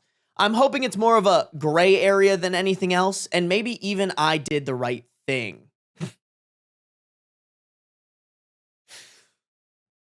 Holy cope. What a crazy start to a story. When I was a teenager, my dad bought me a classic 1972 Ford Bronco. It was my true passion, and I don't recall a memory from high school that somehow doesn't involve that truck. Plus, my dad and I would spend hours and hours working on it together, and we went through that especially father-son rough patch when I was a teenager.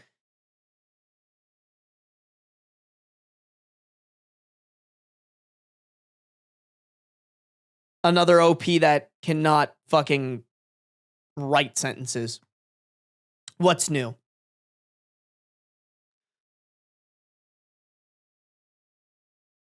And when we went through that especially rough patch between father and son when I was a teenager, it was always that Bronco that brought us back together. I made a huge mistake and sold the truck when I turned 19, and my dad died of a heart attack 2 months later. So while not logical, I've always felt a karmic connection between the two events.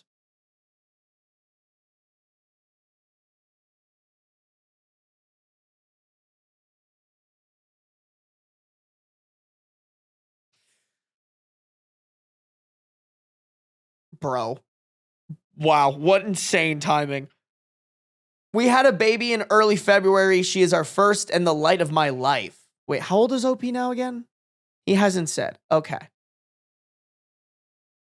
My wife is doing well, but she's back at work and she's realized that she hates all the daycares we've tried and really wants to be a stay-at-home mom. And plus, she's still very hormonal from delivery, lack of sleep, and breastfeeding, so she's having a rough time and is angry a lot. I guess I needed to say this. Oh, sorry. I guess I need to say this. 2 weeks ago, I was driving through our town's warehouse district and I saw a Bronco that was pretty beat up, but resembled mine. I stopped for just this.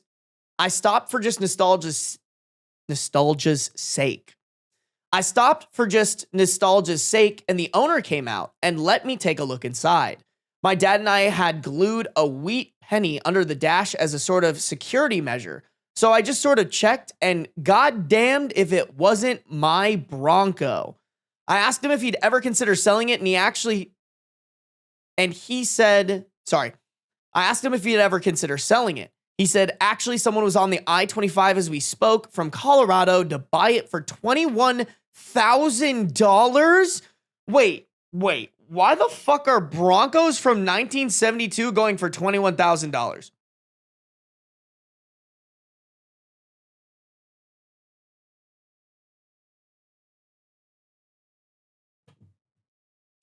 Y'all, I just will never understand it. I can never get in the head of a car person's brain. That is so stupid. $21,000 for okay, this was 7 years ago. So 2019. For an over 40-year-old car, you're going to pay $21,000 for it. Like, there's no way that bitch works well. You're paying $21,000 for a money sink. I will never. I just will never understand that.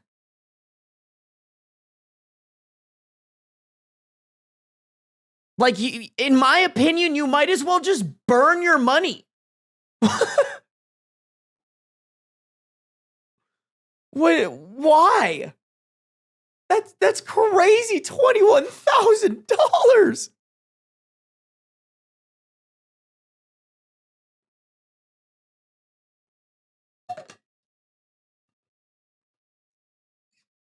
I'm trying to think, y'all. I'm pretty sure that's about what I put down for my 2021 RAV4.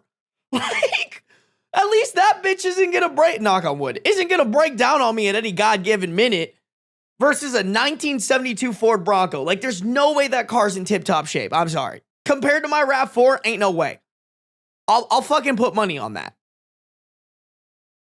I freaked out and asked him if I could buy it right then and there for $23,000.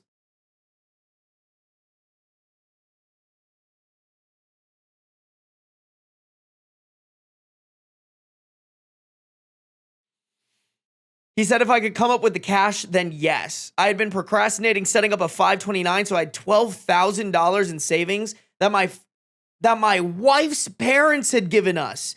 I maxed out my credit card to Venmo, and my mom brought down a check for $4,000, and I fucking drove away in my dream car.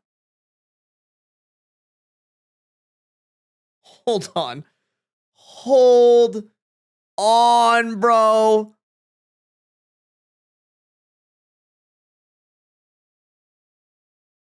You took $12,000 that your wife's parents had given you, and you maxed out your credit card.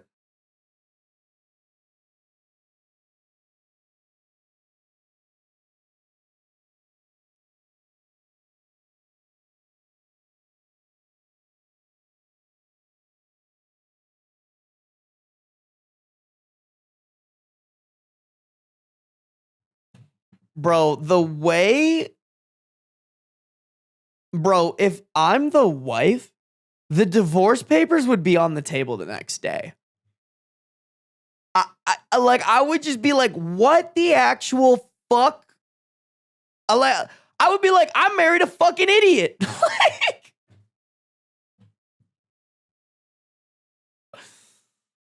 holy shit. Oh my God, that's crazy. It was like a dream come true, like a literal dream come true. It needs a lot of work. I can't afford right now, but it's mine.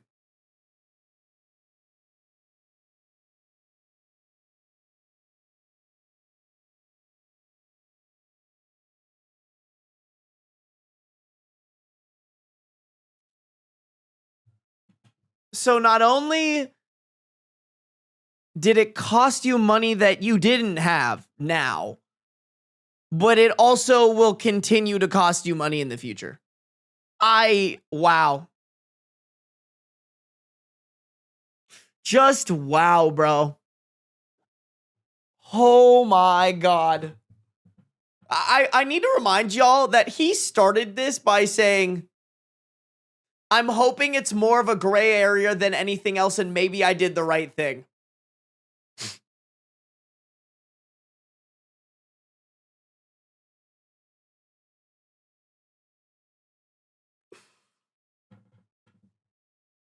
What a cope, man.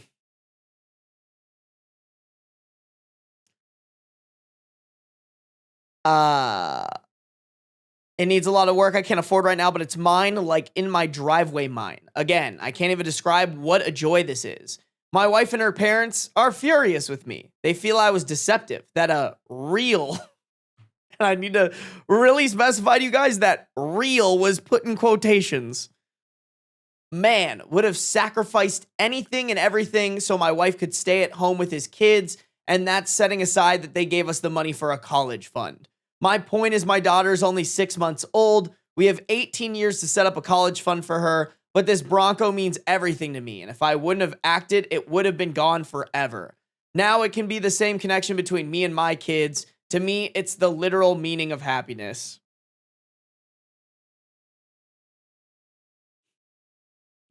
Hey, daughter, instead of putting you $12,000 ahead of the curve, which, by the way, $12,000 invested in the stock market would be way more than $12,000. Like, I'm talking that shit would at least triple, if not more, because you're giving it 18 years.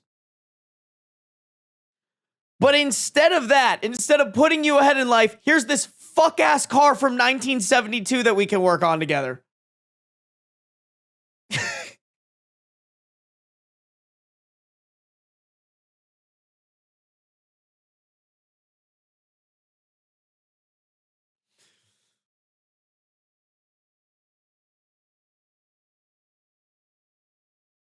Like I said, on paper, a-hole, whole story, gray area. How do you guys see it? Okay, there are a couple edits on this. I'm genuinely concerned, bro. Oh my God. Yeah, I mean, I don't know if you guys could tell by my reaction. I think this guy's a dumbass. Not only because I just don't understand car guys who are like, let me buy this 40-year-old car for as much as it costed me for a down payment on my 4-year-old car. But bro, using money that's just like not yours. Like it was given to you by your wife's parents, not even your direct family member, your in-laws, so that your child can have a leg up in life, and instead you spent it on this car.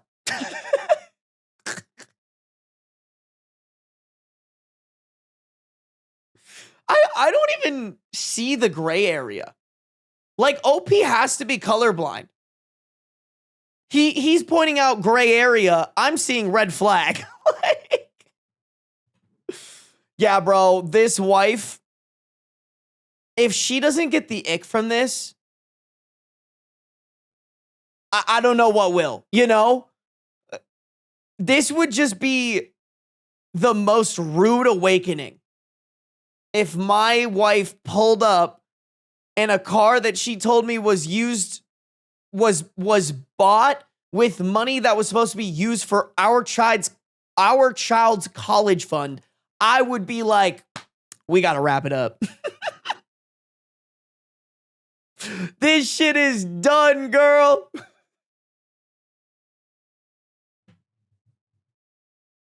Gang, that is an ugly ass car.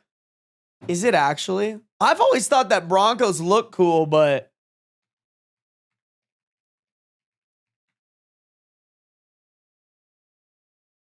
okay, listen. I actually don't think it's that ugly. Like, it's kind of cool. Don't get me wrong. But like, there's no way that this runs efficiently, you know? And these are the nice pictures of people that took care of it. Like, I'm sure this thing looks like a piece of shit. If people have been like driving it and stuff.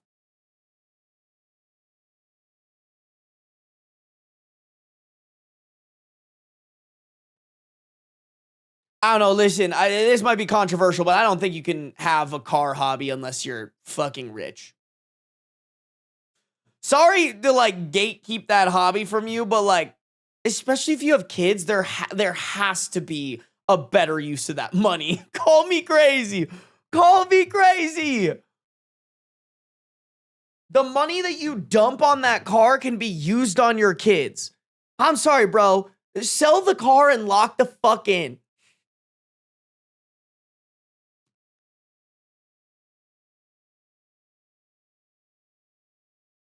My cousin has a Bronco that's been broken down for years and was having issues constantly before then. Okay, so I'm right. Like, yeah, bro. Just no. Just no. Nope. Nope, nope. Mm-mm.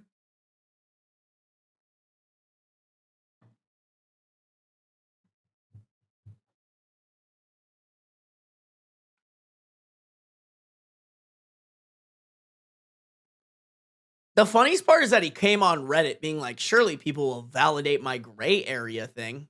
No. We're all very heavily against it. Okay. He had many edits on this. Let's just see all of them. Edit 1. I had no idea this would go so one way. I guess I messed up. I talked with my mom and she's basically going to buy the Bronco from me in order to refill the college fund and pay off the credit card. Not mommy bailing him out. The $4,000 will be a gift and she's going to give me whatever I need to restore it. She's always been awesome to me and she'd rather the money we spent now. Reading's hard today, Chad. And she'd rather the money be spent now than wait for me and my sister's inheritance.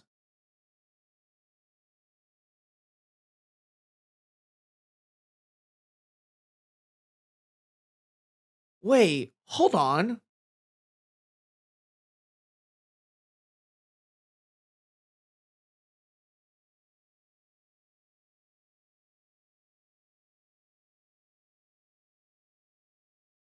Hold on, wait. Sorry to get everyone so mad at me. I was thinking with my emotions and acted badly.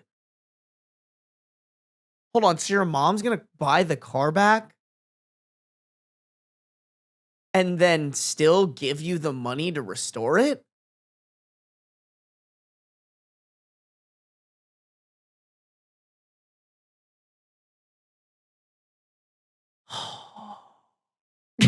Edit 2, are the mommy bailed you out comments really necessary? Yes. Yes, they are. That's so fucking funny. You were like, I massively fucked up. Mommy, please bail me out. I hope you're still in the fucking doghouse with your wife. I think that would be like even further of an ick. If I'm this wife and I'm like, you're an idiot. And then he's like, don't worry, I'll call mommy and she will bail me out so there are no consequences to my actions. I would be like, it's a ticking time bomb for when this idiot makes another mistake like this. I found a solution and it's coming from me and my sister's inheritance, so it's not like I'm not paying for it on my own eventually. Such a bad way to look at an inheritance.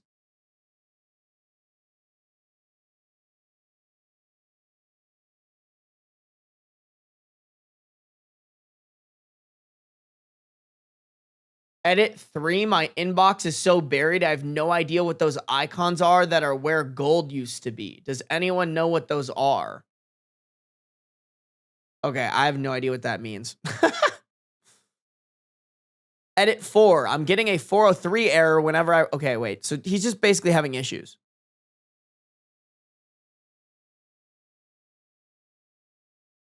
Wait, hold on, sorry, actually, I am gonna read this one. Edit 4, I'm getting a 403 error whenever I try to respond. Not sure what that means, but I'm still reading because honestly, I'm afraid to go home even with the great news. Even with the great news, I know my wife is going to be upset for one reason or another. For one reason or another, like you don't know the exact fucking reason why she's mad. Like he is truly just like, oh, I don't understand what I did wrong. Like I fixed it. It's fine. It doesn't matter that I made a monumental fucky wucky with my decision-making process.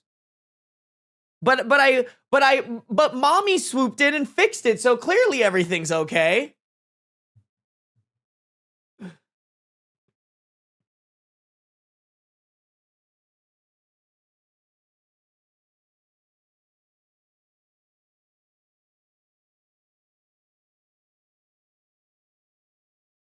Edit in the morning. I couldn't figure out why I was getting so many privates, but I guess this must be locked now. I didn't tell my wife that my mom bailed me out and lied and said I found a buyer for the Bronco.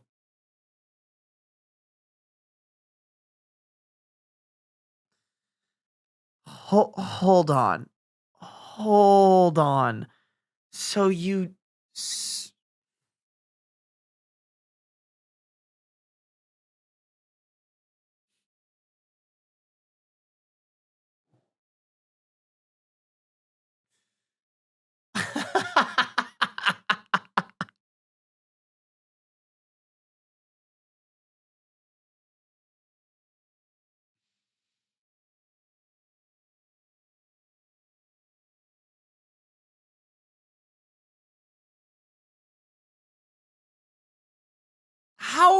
How is he just gonna hide the fact that he's working on this Bronco at his mom's house?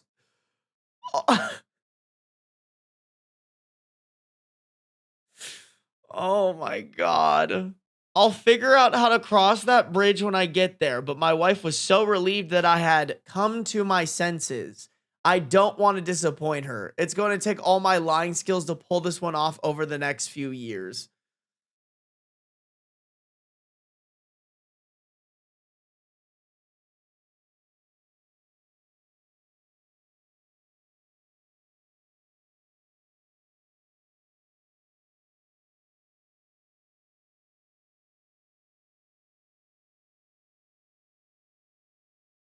This level of stupidity needs to be studied. Because what the hell did I just read?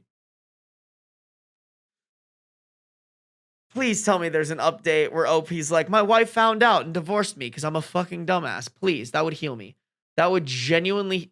Okay, all right. Fair enough. Fair enough. Fair enough. I just wanted an update that was like, my wife found out, she divorced me. I live with my mom now. At least I have my Bronco to jerk off in.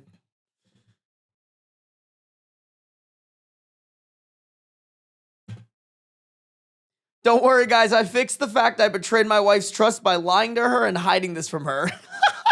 No, but Miss Morgan, that is unironically what he said.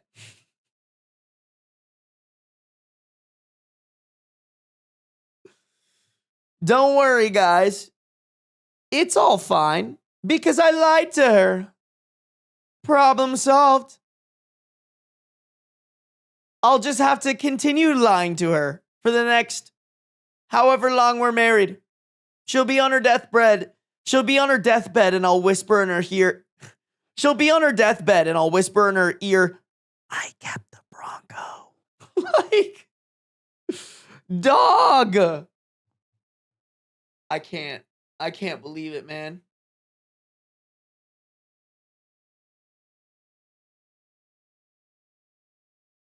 It's rough out here, chat. Lots of stupid people out here, man.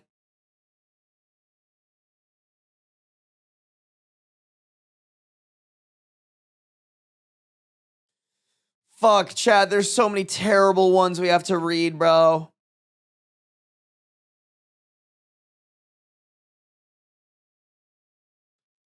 Okay, chat. Hot take. We have to read an awful one. We have to read an awful one because we can't, tomorrow's stream can't be just purely awful, awful, awful stories.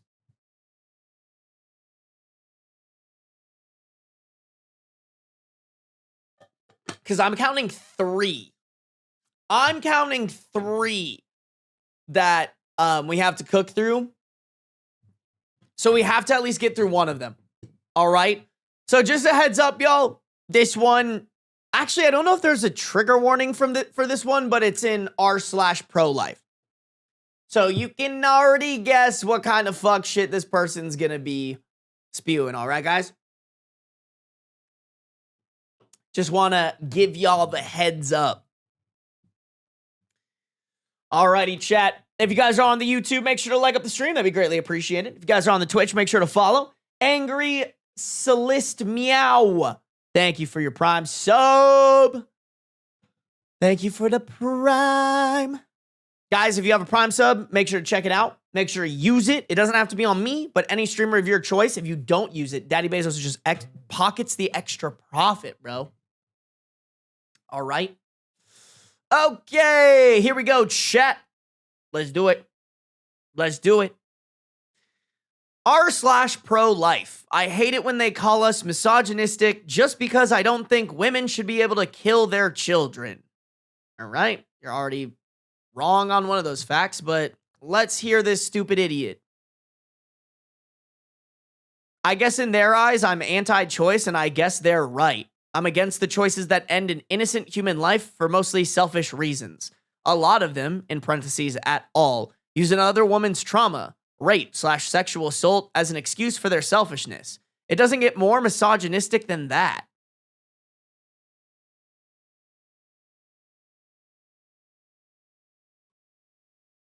Chat, is it misogynistic to use facts and logic and reason to argue why having safe abortions are really important?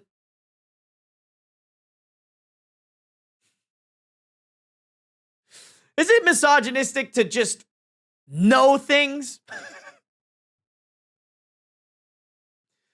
If we compare the two, rapists are evil and disgusting because they use their bodily autonomy as an excuse to violate another woman's bodily autonomy. They think their autonomy is more important than the woman's. Abortion does the same. No way he's comparing them.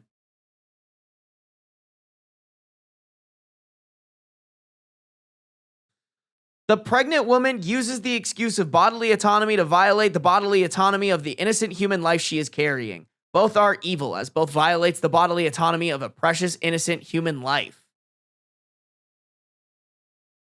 Wow, just what a fucking idiot. Like, I'm sorry, bro. You are so fucking stupid, it hurts. Like,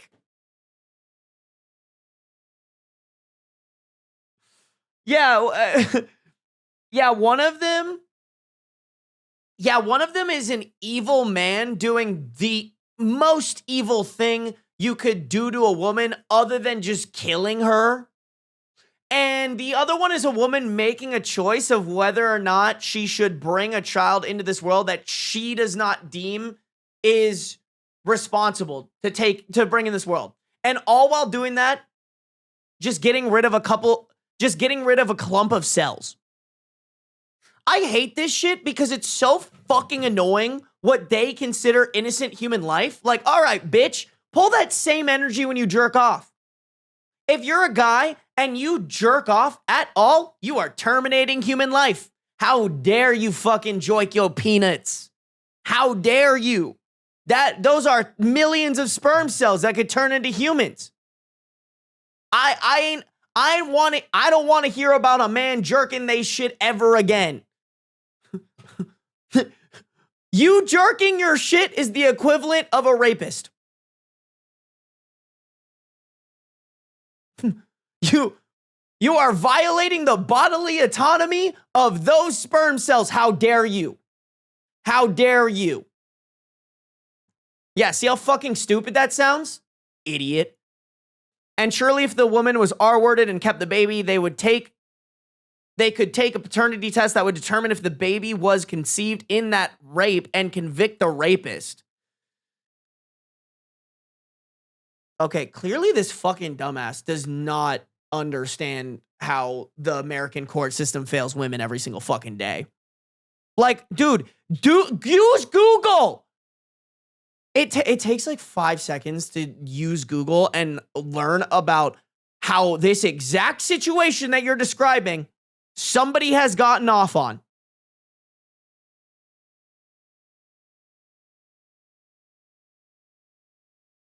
Was this posted recently? 16 days ago. No fucking way the Epstein files exist and there are still people making these arguments like this.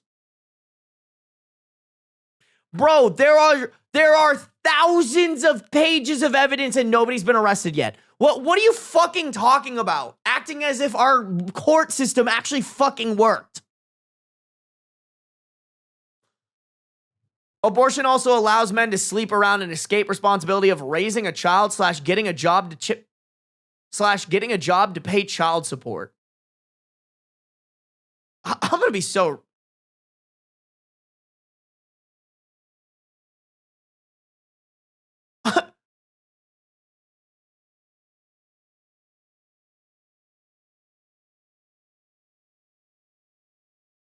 I mean, dog, men do that shit anyways. Abortion or not. Like, what are you talking about?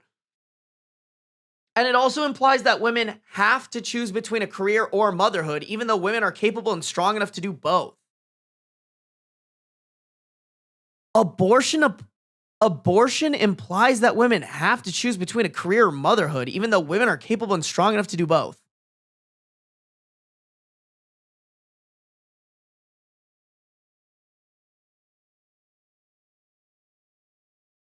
I wish I was as stupid as OP.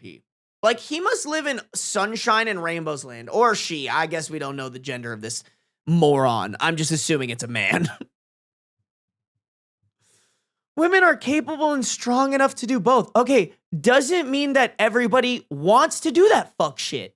And if they don't want to do that fuck shit, it's probably a good thing that they don't.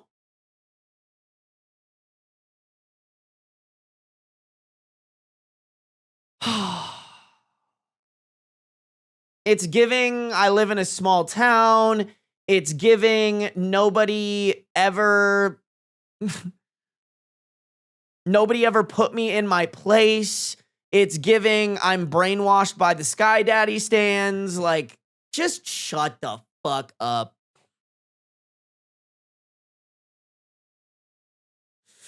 I'm sorry. If you think like this, like, please leave my videos. You are genuinely a dumbass and I don't want you enjoying them.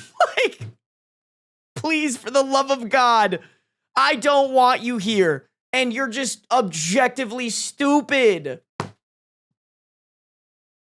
Like, oh my God. It's just, and also, hey bro, newsflash. If this is how you think, don't ever get an abortion. Be with somebody who be with somebody who never would want an abortion. All right? Let that be let that complicate your life. Okay? Don't make other people do it.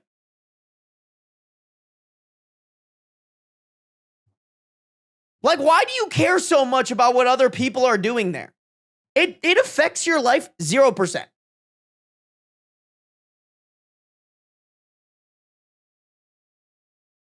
It costs $0 for you to just shut the fuck up. Try it sometime.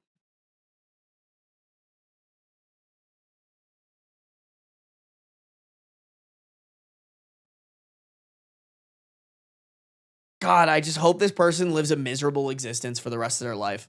I hope they have a kid and it ruins their fucking life. You know what I'm saying? I would never wish that upon anybody else, but I just hope and pray they get a little terrorist.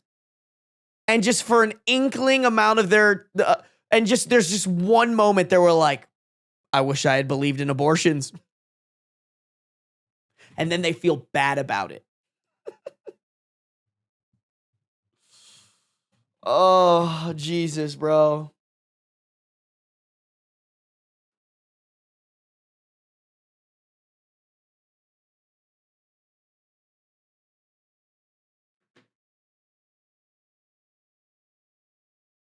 There's a cool governor that said, mind your own business on the matter. Exactly. They do not care about the fetuses. No, they really don't. They really don't, bro.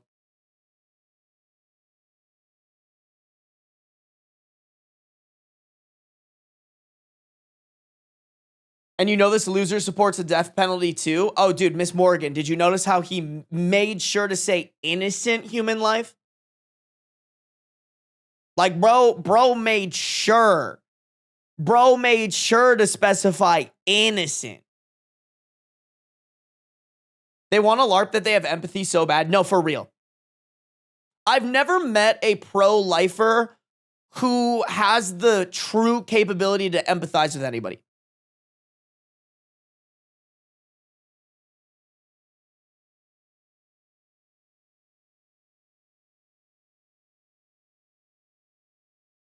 I'm not even joking. This made me remember to take my pill. Everybody take your birth control. All right? We do not miss birth control in this chat. Hey, Fizzy KZ, thank you for subscribing with Prime. I appreciate it, guys. Thank you. Thank you for using your Prime subs on me. Shout out Daddy Bezos, funding the Sarby Nation. I need to put up my sub goals again. I got so many more subs when I just reminded people that they could do that. I'm terrible. I'm a terrible streamer, chat. I really am. Let's do one more, y'all.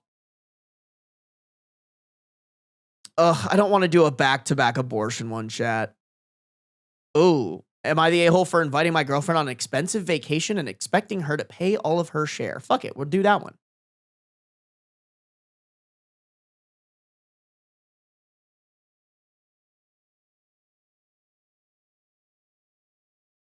Okay. Wait. Okay, I just wanted to check. Oh, yeah, that one's much longer. Okay. Let's do it, y'all. One more story.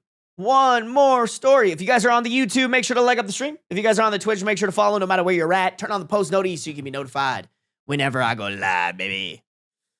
After this chat, we'll go on to, I don't think I'm going to react to the TikTok today because I'm not going to lie. I'm having a hard time speaking today. Like, my mouth is so fucking dry right now. I genuinely need to go to my P.O. box just to fucking get those dick sucking mints for that Jen sent me. Shake my head, chat. I really do. Alrighty, here we go. Am I the a-hole for inviting my girlfriend on an expensive vacation and expecting her to pay all of her share? In parentheses, I make a lot more than... In parentheses, I make a lot more than her. We have a 29 male OP, 28 female girlfriend. My girlfriend, myself, my parents, and my brother and his wife all went on vacation in another country a week ago. My brother and I were the ones who did most of the planning of the itinerary, although we did ask everyone else for input. For background, I make about $150,000 as an IT consultant. My girlfriend is a teacher making $45,000 a year.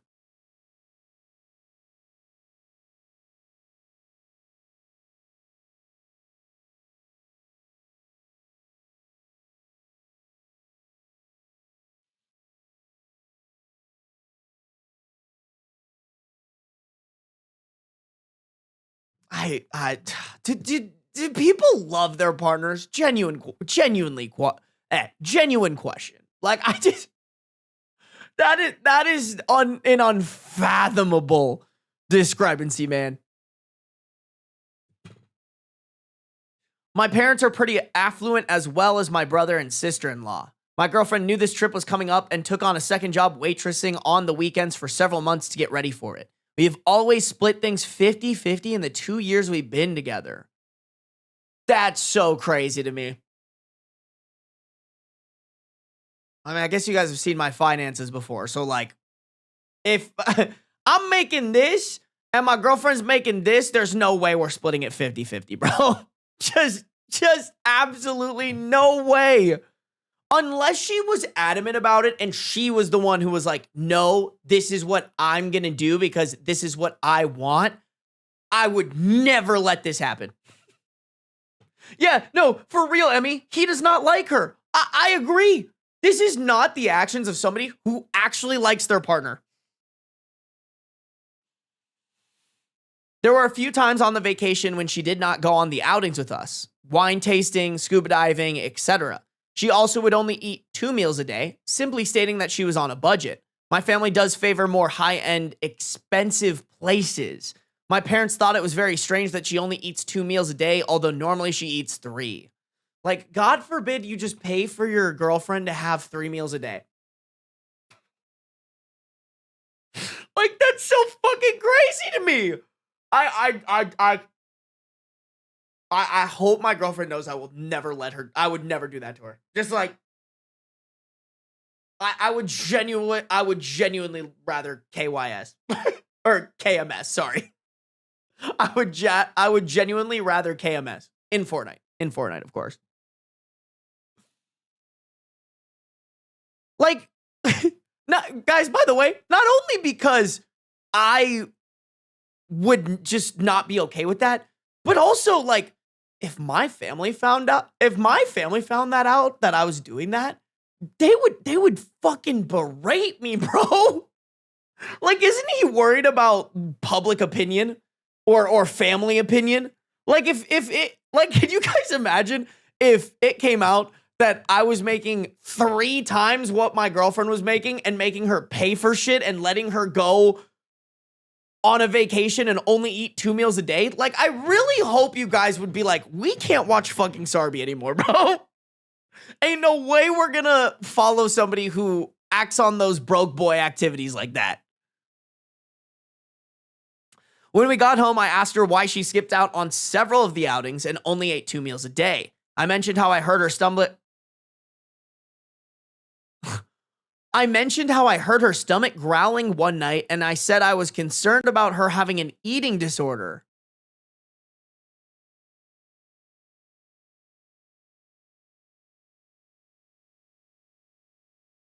I mean, granted, we're getting the after the fact, but like, dog, read between the lines. If she's saying she's on a budget, what she's actually saying is, I can't afford this shit.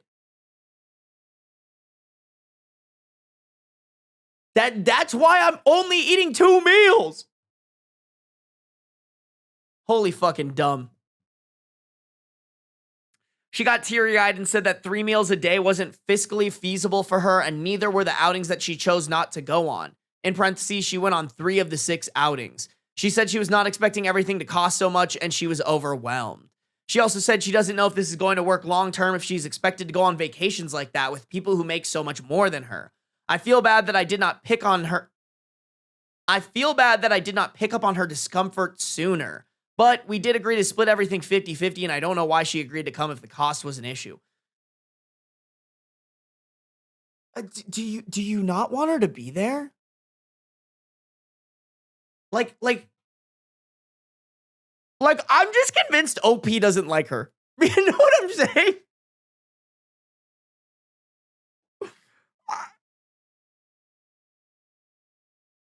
You cannot convince me that OP loves this woman. How long have they been dating? Did he say?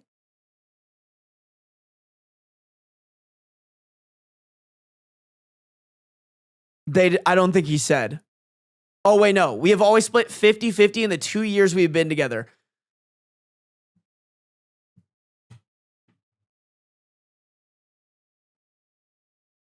That's so brutal. That's so brutal.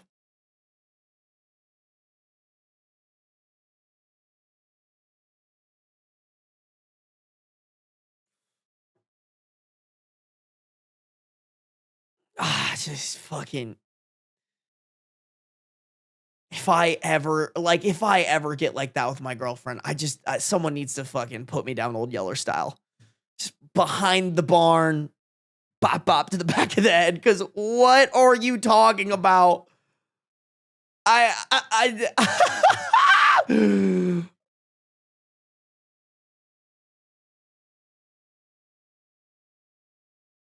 like, bro.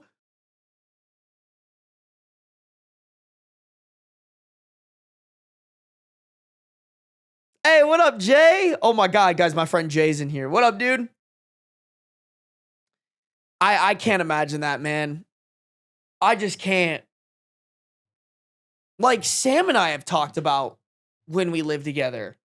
Like, and we're very not super far in our relationship, but even then I was like, I like you enough that if we lived together, I would want to make that as feasible as possible for you, so I would pay for most of it.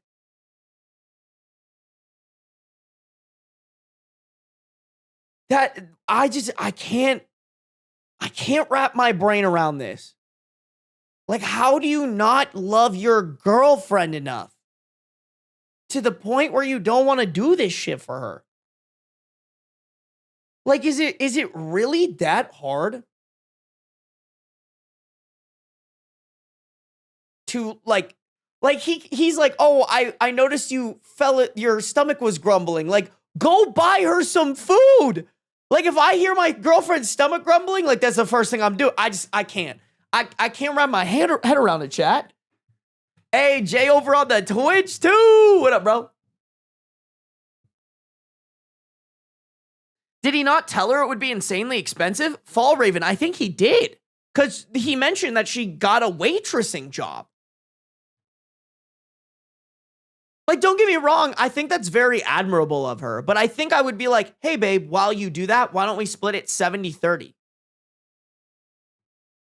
You know, and if you can cover more, great. But like, let's not worry about money. Let's worry about you being able to enjoy everything with me and my family. Like, that's the priority, you know?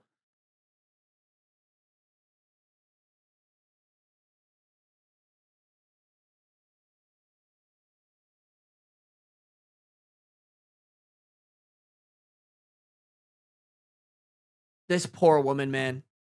The sad part is the conclusion she came to was she doesn't know if this is going to work long term because of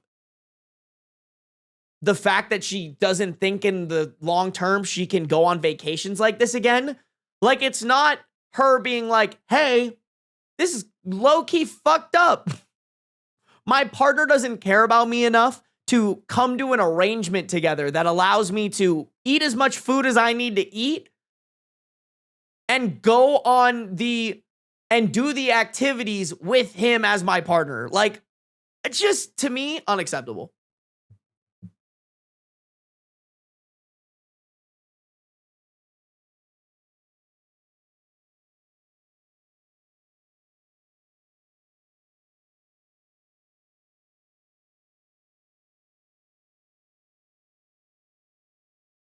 I can't imagine that shit, chat. I can't imagine that shit. I'm just asking for dudes who actually love their girlfriends. Is that so much to ask for? Oh my God. Y'all, the top comment on this, Am I the Devil post, is in his comments, he straight up called her not good enough for him. He deleted his page, so we can't even look.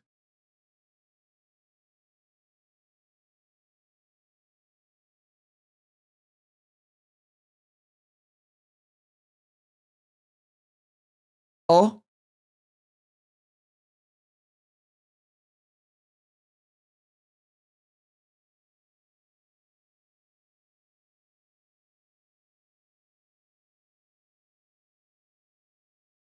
Oh. OP's comment, thank you. This is the first comment that's helped me realize that deep down, I think she's not good enough for me, and I do not want to give her more. Hold on, what did this comment say? You're the a-hole. It's pretty disgusting that she's willing to jump through all these hoops, miss meals, skip events, put herself in debt, all to spend time with you. But you, with all your wealth, aren't willing to even buy her lunch. Sometimes being part of a relationship means giving up something you have to show how special the other person is to you. That is so cute and so true. It sounds to me like you would be totally okay with her telling you up front that she will not go on the vacation because she can't afford it. Meaning, you would still go and leave her behind. That's not a real relationship. The right thing to do would have been to offer to help pay the moment you found out she planned to get a second job just to spend extra time with you. You don't love or care about her, which is the bottom line. The more a man loves a woman, the more of him he wants to give to her. Damn. Your takeaway from that is she's not good enough for me. Wow, what a fucking shit ass man. I felt this way for a little while, but I wasn't sure where the feeling came from. According to you all, she probably deserves better, so I'm sure we'll be breaking up shortly. Yeah, you're not good enough for her. Perfect top comment, bro. 8.6K upvotes on that comment. Negative 13,000 on OPs. Like, what? You're just, to me, you're less of a man if this is how you think. Like, you are just such a fucking loser. I don't care how much money you make. Like, from one dude who makes a decent amount of money to another, you're a fucking loser.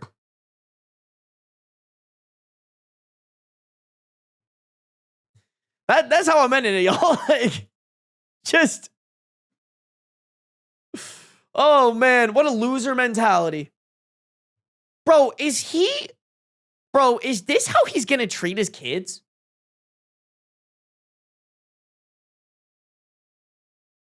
Like, that's my thought process. This is gonna be the guy that, like, kicks out his kid by 18 and makes them, like, pay rent if they want to stay. I wouldn't be surprised if he did that even earlier. Hey, the moment you turn an age that you can have a job, you have to start earning your keep type shit. I think those parents are the worst, bro. I understand chores and things like that to teach responsibility, but earning your keep parents are disgusting to me.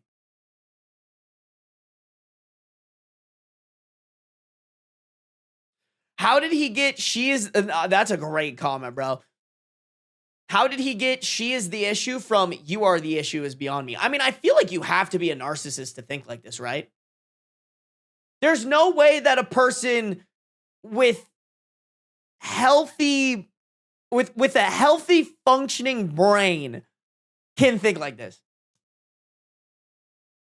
Yeah. That is the only explanation, y'all. That is the only explanation I'll accept. Oh, chat. Do y'all want one more? I was gonna say we can react to the video, but I low-key kind of want to do one more. Is that wrong of me, y'all? Am I wrong for that? If we do one more, we have to do kind of like a softball one.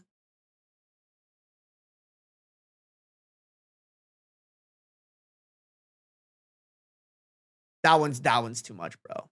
Okay, this one is a good title for next stream. Okay, chat. Help me choose. I'll do whichever one you guys want. Do we want, am I overreacting? My wife will not compromise on a haircut. Or do we want, am I the a-hole for telling my girlfriend I wish she'd stop dressing so modestly? What do we want? You are wrong. All right. Nope. Sorry, guys. No more stories because Jeremiah said so. I'm just playing, bro. I'm just playing. I'm just playing. Oz, is that you? Wait, what did I do?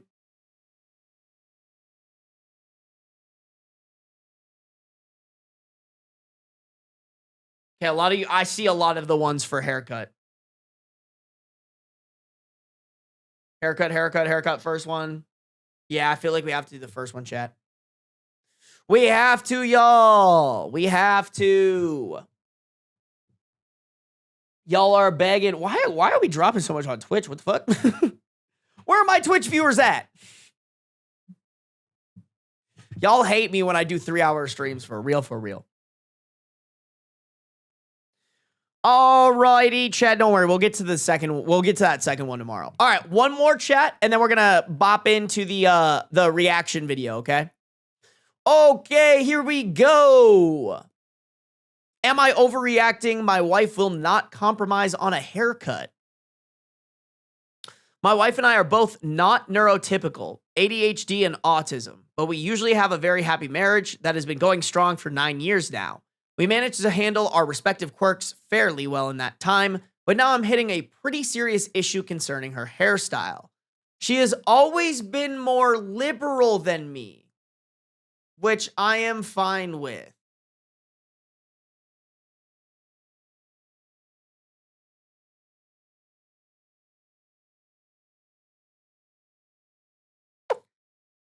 Red flag right off the rip. She dyes her hair purple. She has a lot of piercings and tattoos. She's obese and doesn't want to change because she doesn't want to conform to societal beauty standards. That has all been mostly fine with me. I don't get to control her looks, and she doesn't get to control mine. But I cannot fucking stand her favorite haircut. It's not even that I hate short hair. She only goes to the hairdresser every few months or so. In the meantime, her hair grows out to 2 or 3 inches, which I'm fine with.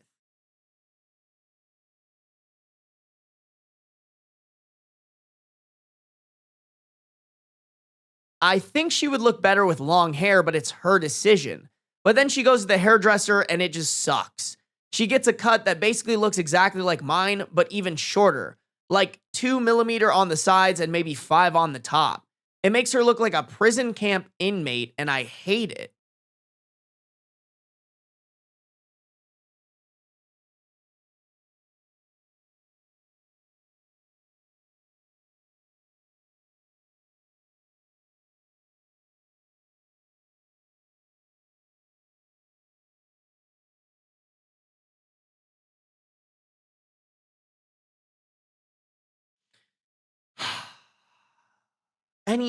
Anything but marrying somebody who you'd be compatible with.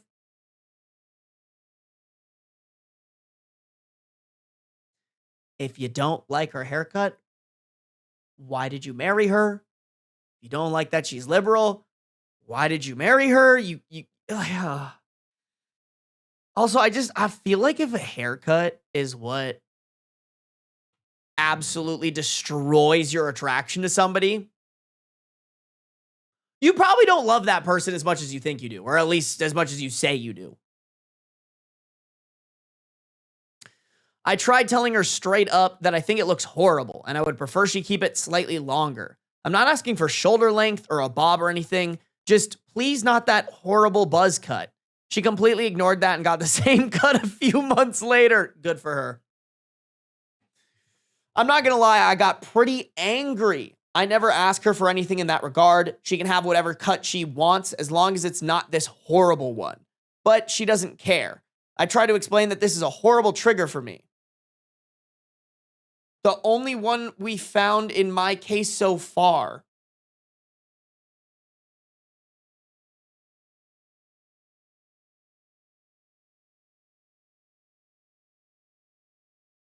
What?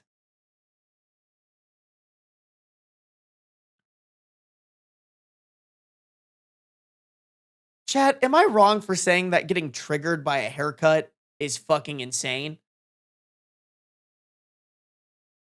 Like, am I crazy for that? You can say so. If I'm wrong here, I'm wrong here, and I'll admit that. But am I crazy for that?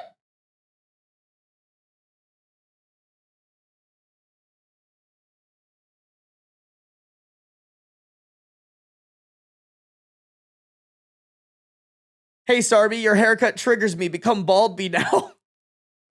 That's so fair, Trash Cat. I'm getting the razors as we speak. Like, think of all the woke triggers that Republican morons like to make fun of people for. And then compare that to this fucking idiot being like, your perfectly normal haircut triggers me.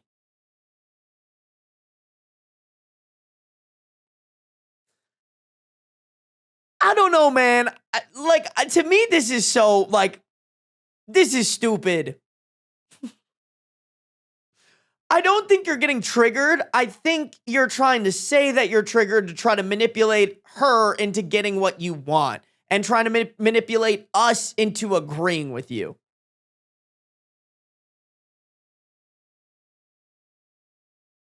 Hey, what up, chicken sandwich? It's just a weaponization of therapy speak. Ooh, I see, that's how I feel about it too, Trash Cat. I'm sorry, I feel like this is where I draw the line here for trigger warnings and stuff. Bro, imagine he's like, babe, anytime you walk in the room, I need a trigger warning for your haircut. Oh my God, I hope she divorces him. We had a row about it that led nowhere. I needed a bit of time to cool off, and after a few days, I could at least somewhat tolerate it. A few months later, she did it again. Only she didn't tell me before because she knew I hate it. I had a pretty bad reaction to it. I couldn't even look at her for a week. She knew I hated it. She knew it affected me mentally, that she just did it anyway.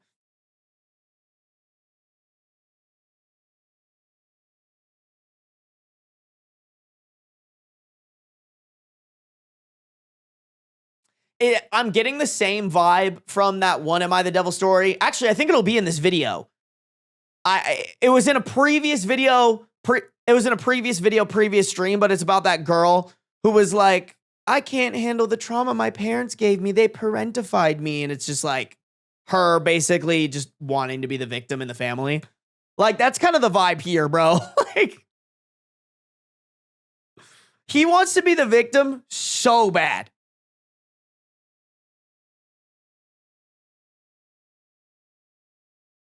She doesn't care because she wants to stand on principle, that she likes it that way and I can go pound sand.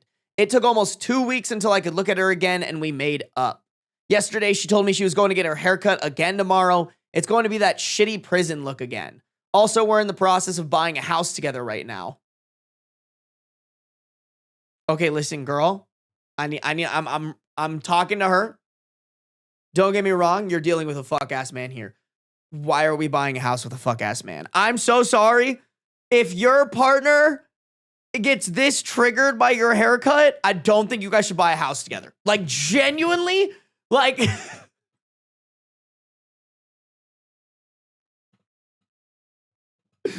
Let's not bring a major life-changing asset into the equation, bro.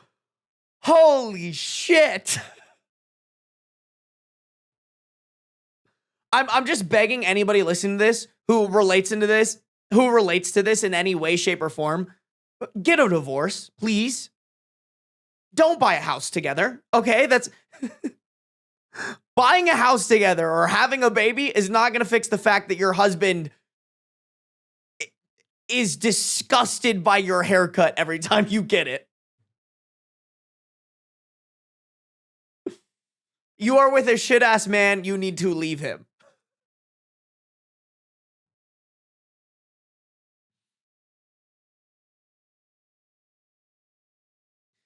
Also, her cat, when we moved in together, we each had a cat. Mine died years ago. It's very old and been doing worse and worse lately, so the vet might put him down at the next appointment tomorrow. She expects me to come with her, which I of course agreed to, but it's going to be right after her hair appointment. Also, it's been exceptionally stressful 2 weeks at work recently because the majority of my team is sick or on holiday.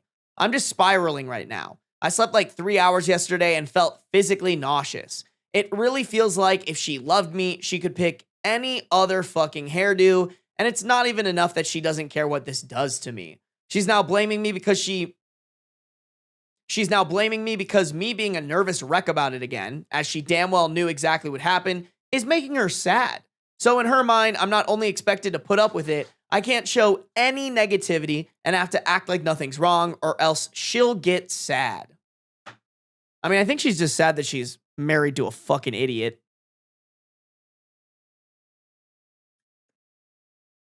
You know? I can't believe this.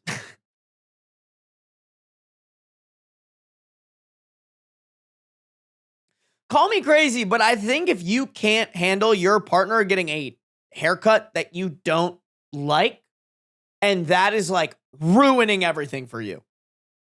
To the point where you can't support them at the vet with their dying cat that might get put down. You don't actually love that person.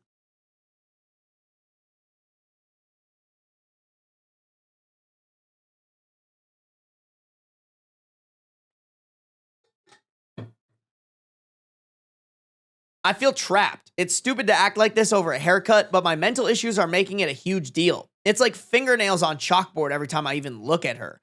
I can't not care about it because my stupid head is making me. She refuses to give an inch on any of it. This is my issue, and she'll have this exact buzz cut even harder now. To show how independent she is or some shit, and I'm supposed to go to therapy to learn to live with it. I just feel lost and tired right now. If I can't live with it, and it really feels like I can't, and she won't stop doing it, knowing what it's doing to me in our relationship, I'm afraid it's an irreconcilable difference and we'll have to separate. But you guys are gonna get a house together. Like, what are we fucking doing? I'm so sorry. If you write in one paragraph, we're trying to buy a house together, and then 3 paragraphs down, you're like, I think we're gonna have to separate. Don't buy a house together.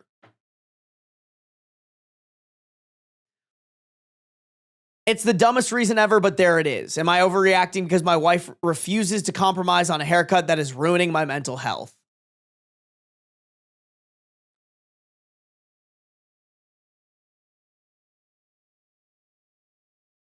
Okay, I'm just going to read the edit now because I just want to be done with this idiot.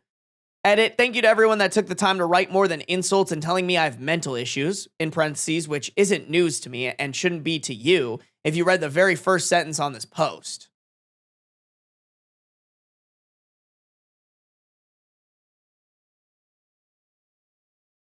Oh.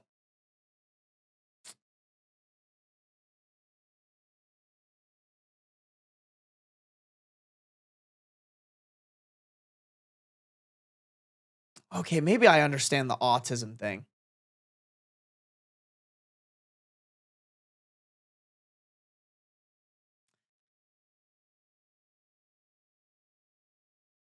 I don't know. Like, I understand maybe with the autism thing, but even then, I still think it's a you issue. Like, you have to learn how to deal with it, not she has to bend to what you need, but whatever, bro.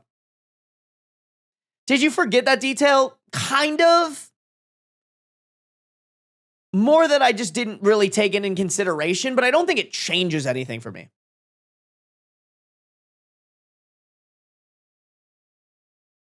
Thanks especially to Glad Talk for making me face that I'm being emotionally abusive. I'll have to see how I can get out of this mess now.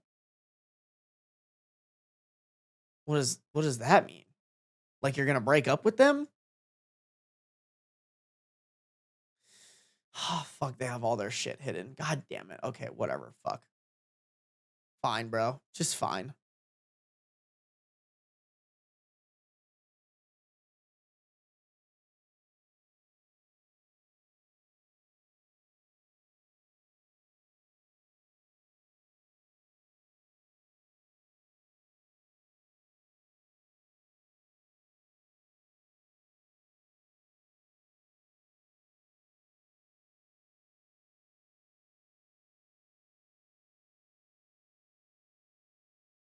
Okay, I'm not gonna read that holy cope.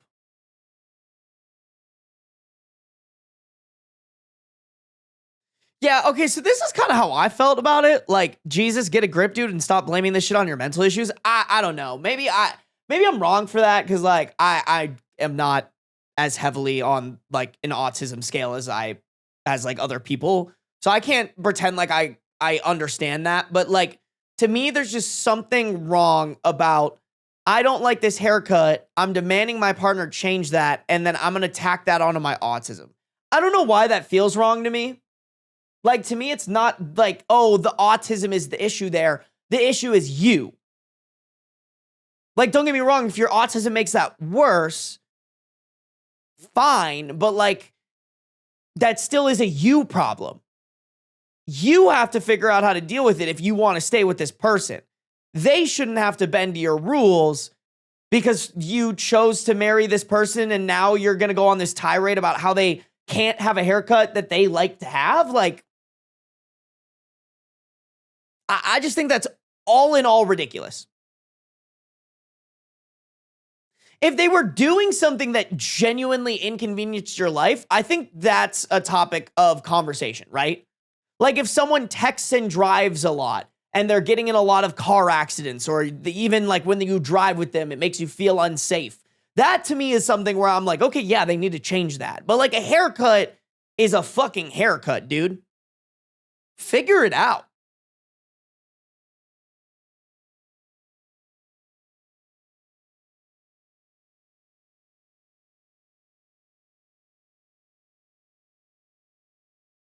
I have autism and the sound of chewing drives me up the wall. However, I just put on my headphones and watch YouTube to drown out the sounds. Exactly.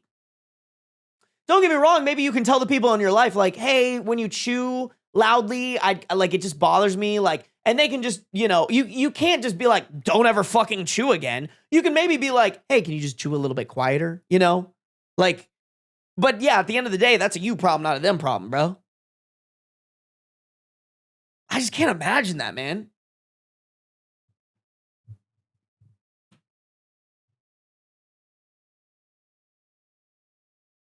Someone on YouTube said somebody in mental health, yeah. Oh, sorry. Someone on YouTube said, as somebody in mental health, yeah, you have to manage your own triggers. I don't know who said that, but shout out you. I agree. Oh, that was Trash Cat.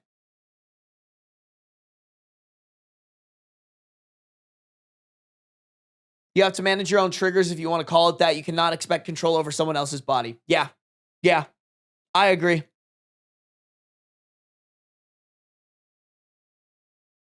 Especially your partner, bro. Like, I think that's just the part that flabbers my gasps. Like, you married them knowing, I guess assuming knowing, And even if that's the case and she changed up her haircut, like, just, I don't know, bro. I'm trying to think. I'm like, if Sam got like a shaved cut, it wouldn't be like my favorite thing in the world, but I still like her and care about her enough to be like, all right, if this is what you want to rock, that's what we're rocking. You know what I'm saying? Like, I just can't understand how you could be like, this haircut disgusts me. Like, bro, that's the love of your life. Allegedly. I don't know.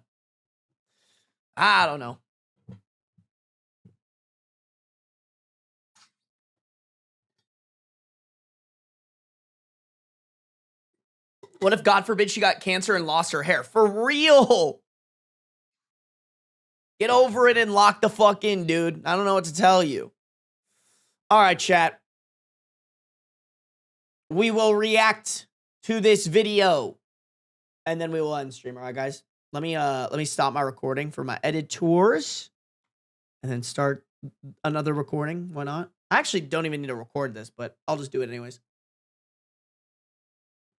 Chat. If you guys are on the YouTube, make sure to like up the stream. We got 105 people watching, 85 likes. Can we at least get that to 90, y'all?